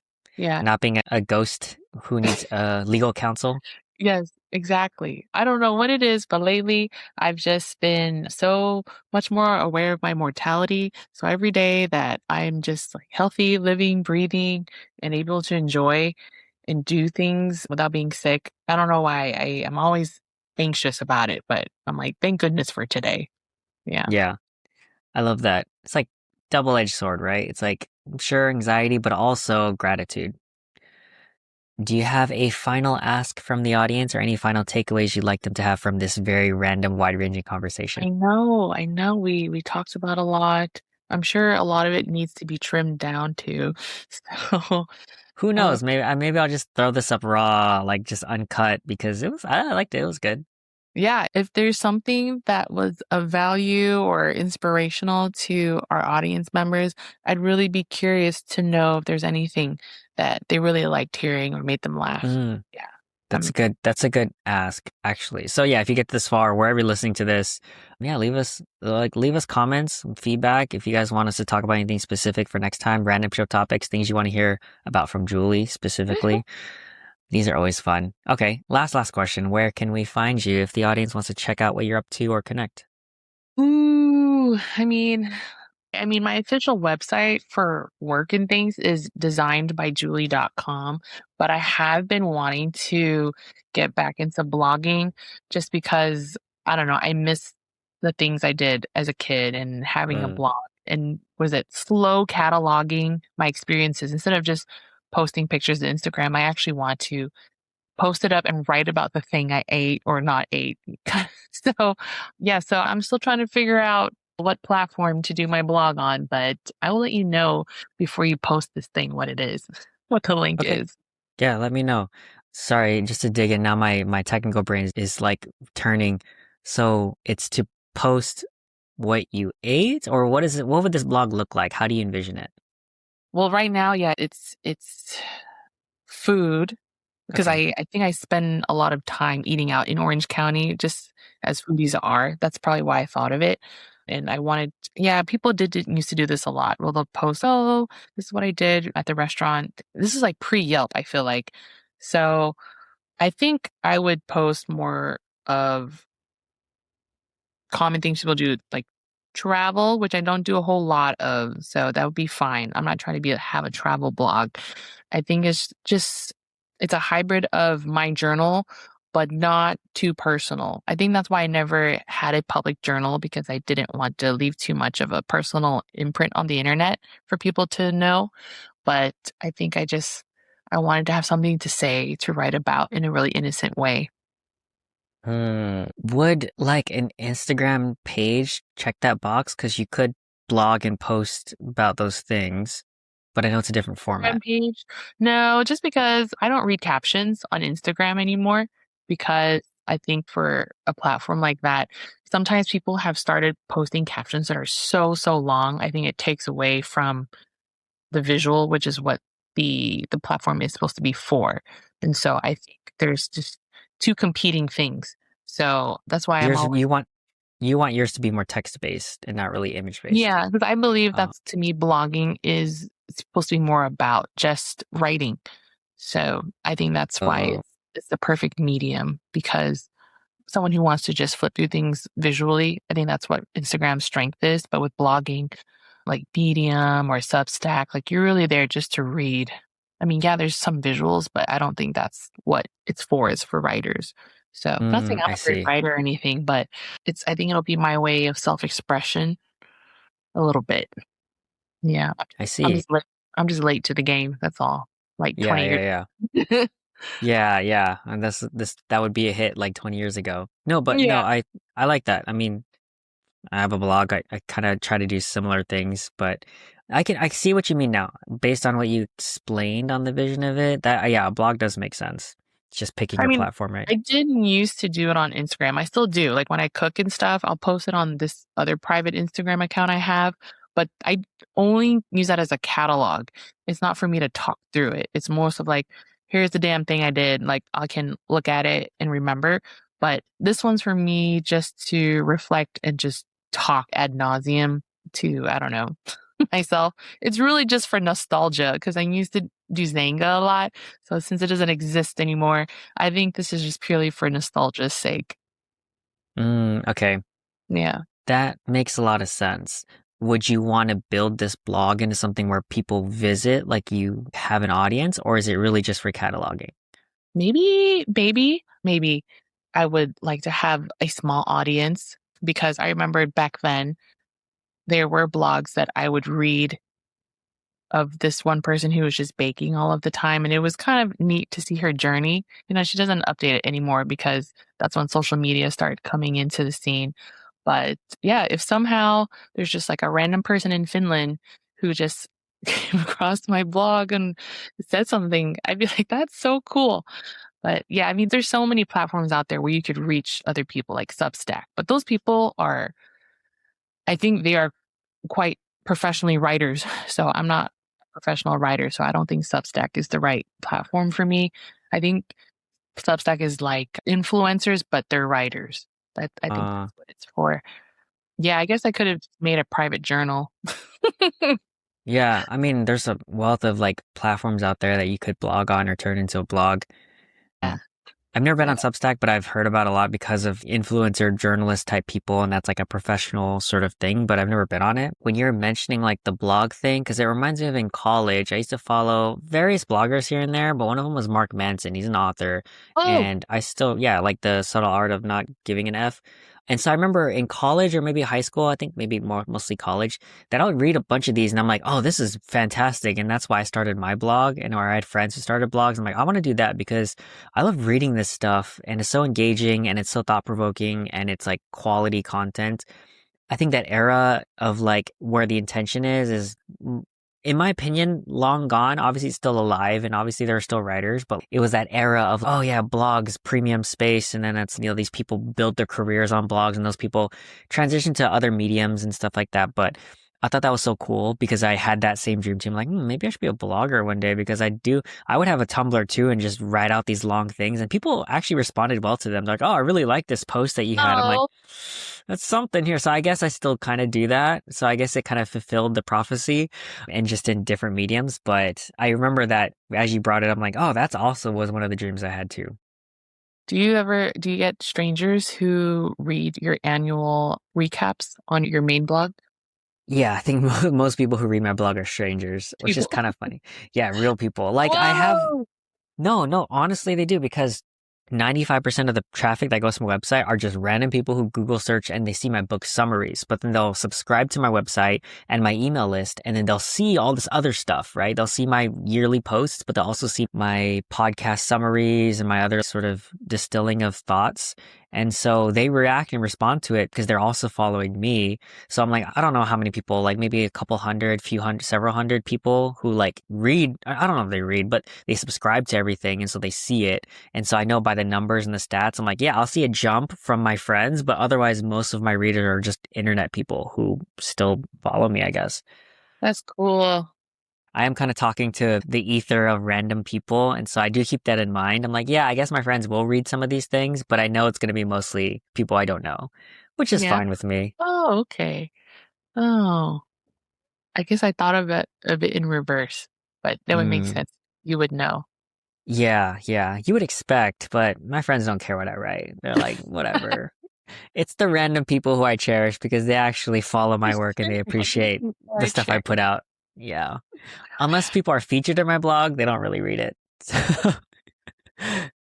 Oh, I would definitely make a point to visit it later. I'm really curious what it's been up to. So, Yeah. so fun. That's the fun part about having my yearly review is like if I don't see a friend for a while, they can check that out My and God. have a good snapshot of my Yeah. whole year and my mindset on everything. Yeah. It's pretty good. Like, how have you been, JR? Hmm. Dude, you need to visit my blog. Yeah, Just copy a paste. recap. See Yeah. this, see this link. You'll have Imagine all the this. updates you need. Yeah. Yeah, that's my way of trying to stay connected, I guess, to people. Yeah. That's true. Man, that's true. Why don't I just make my journal just private? I don't know. I guess a part of me just wants to connect with someone out there that I don't know and see if we resonate. Yeah. No, I don't doubt that you probably will find those people if you do that. Actually, weird story before we wrap up. I know we're going longer again, but I did meet up with someone who I followed because we both did book summaries.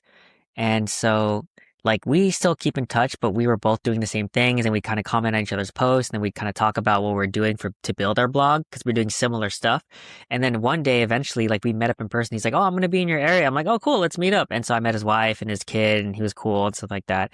And he still engages with some of my posts. And that was like right before Blessy and I, our like accounts started blowing up. And so I started doing less books, blog stuff and more of that. And he's like, "Oh, that's so cool. I see your stuff blowing up." And so funny story, and it did turn out well for that. But just a proof of concept that I do meet people from the internet sometimes.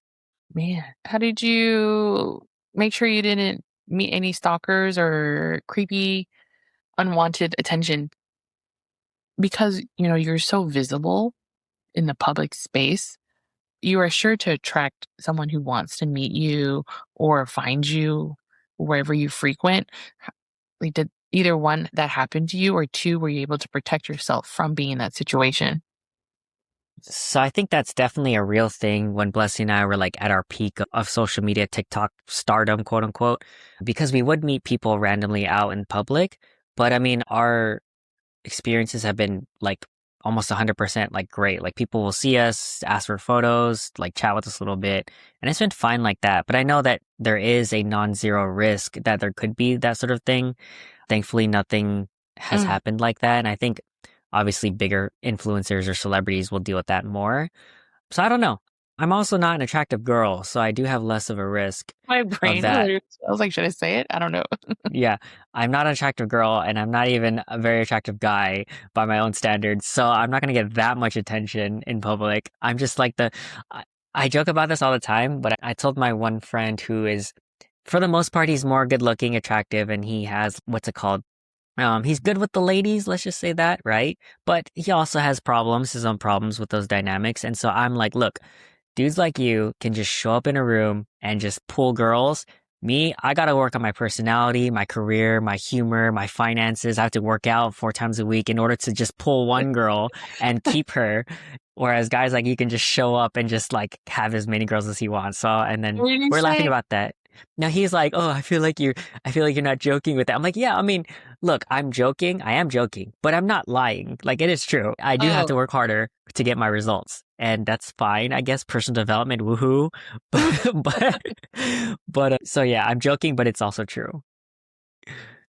You cracked me up, JR.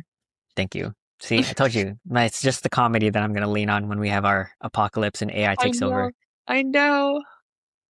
People remember their your laughs if that's the last thing they do.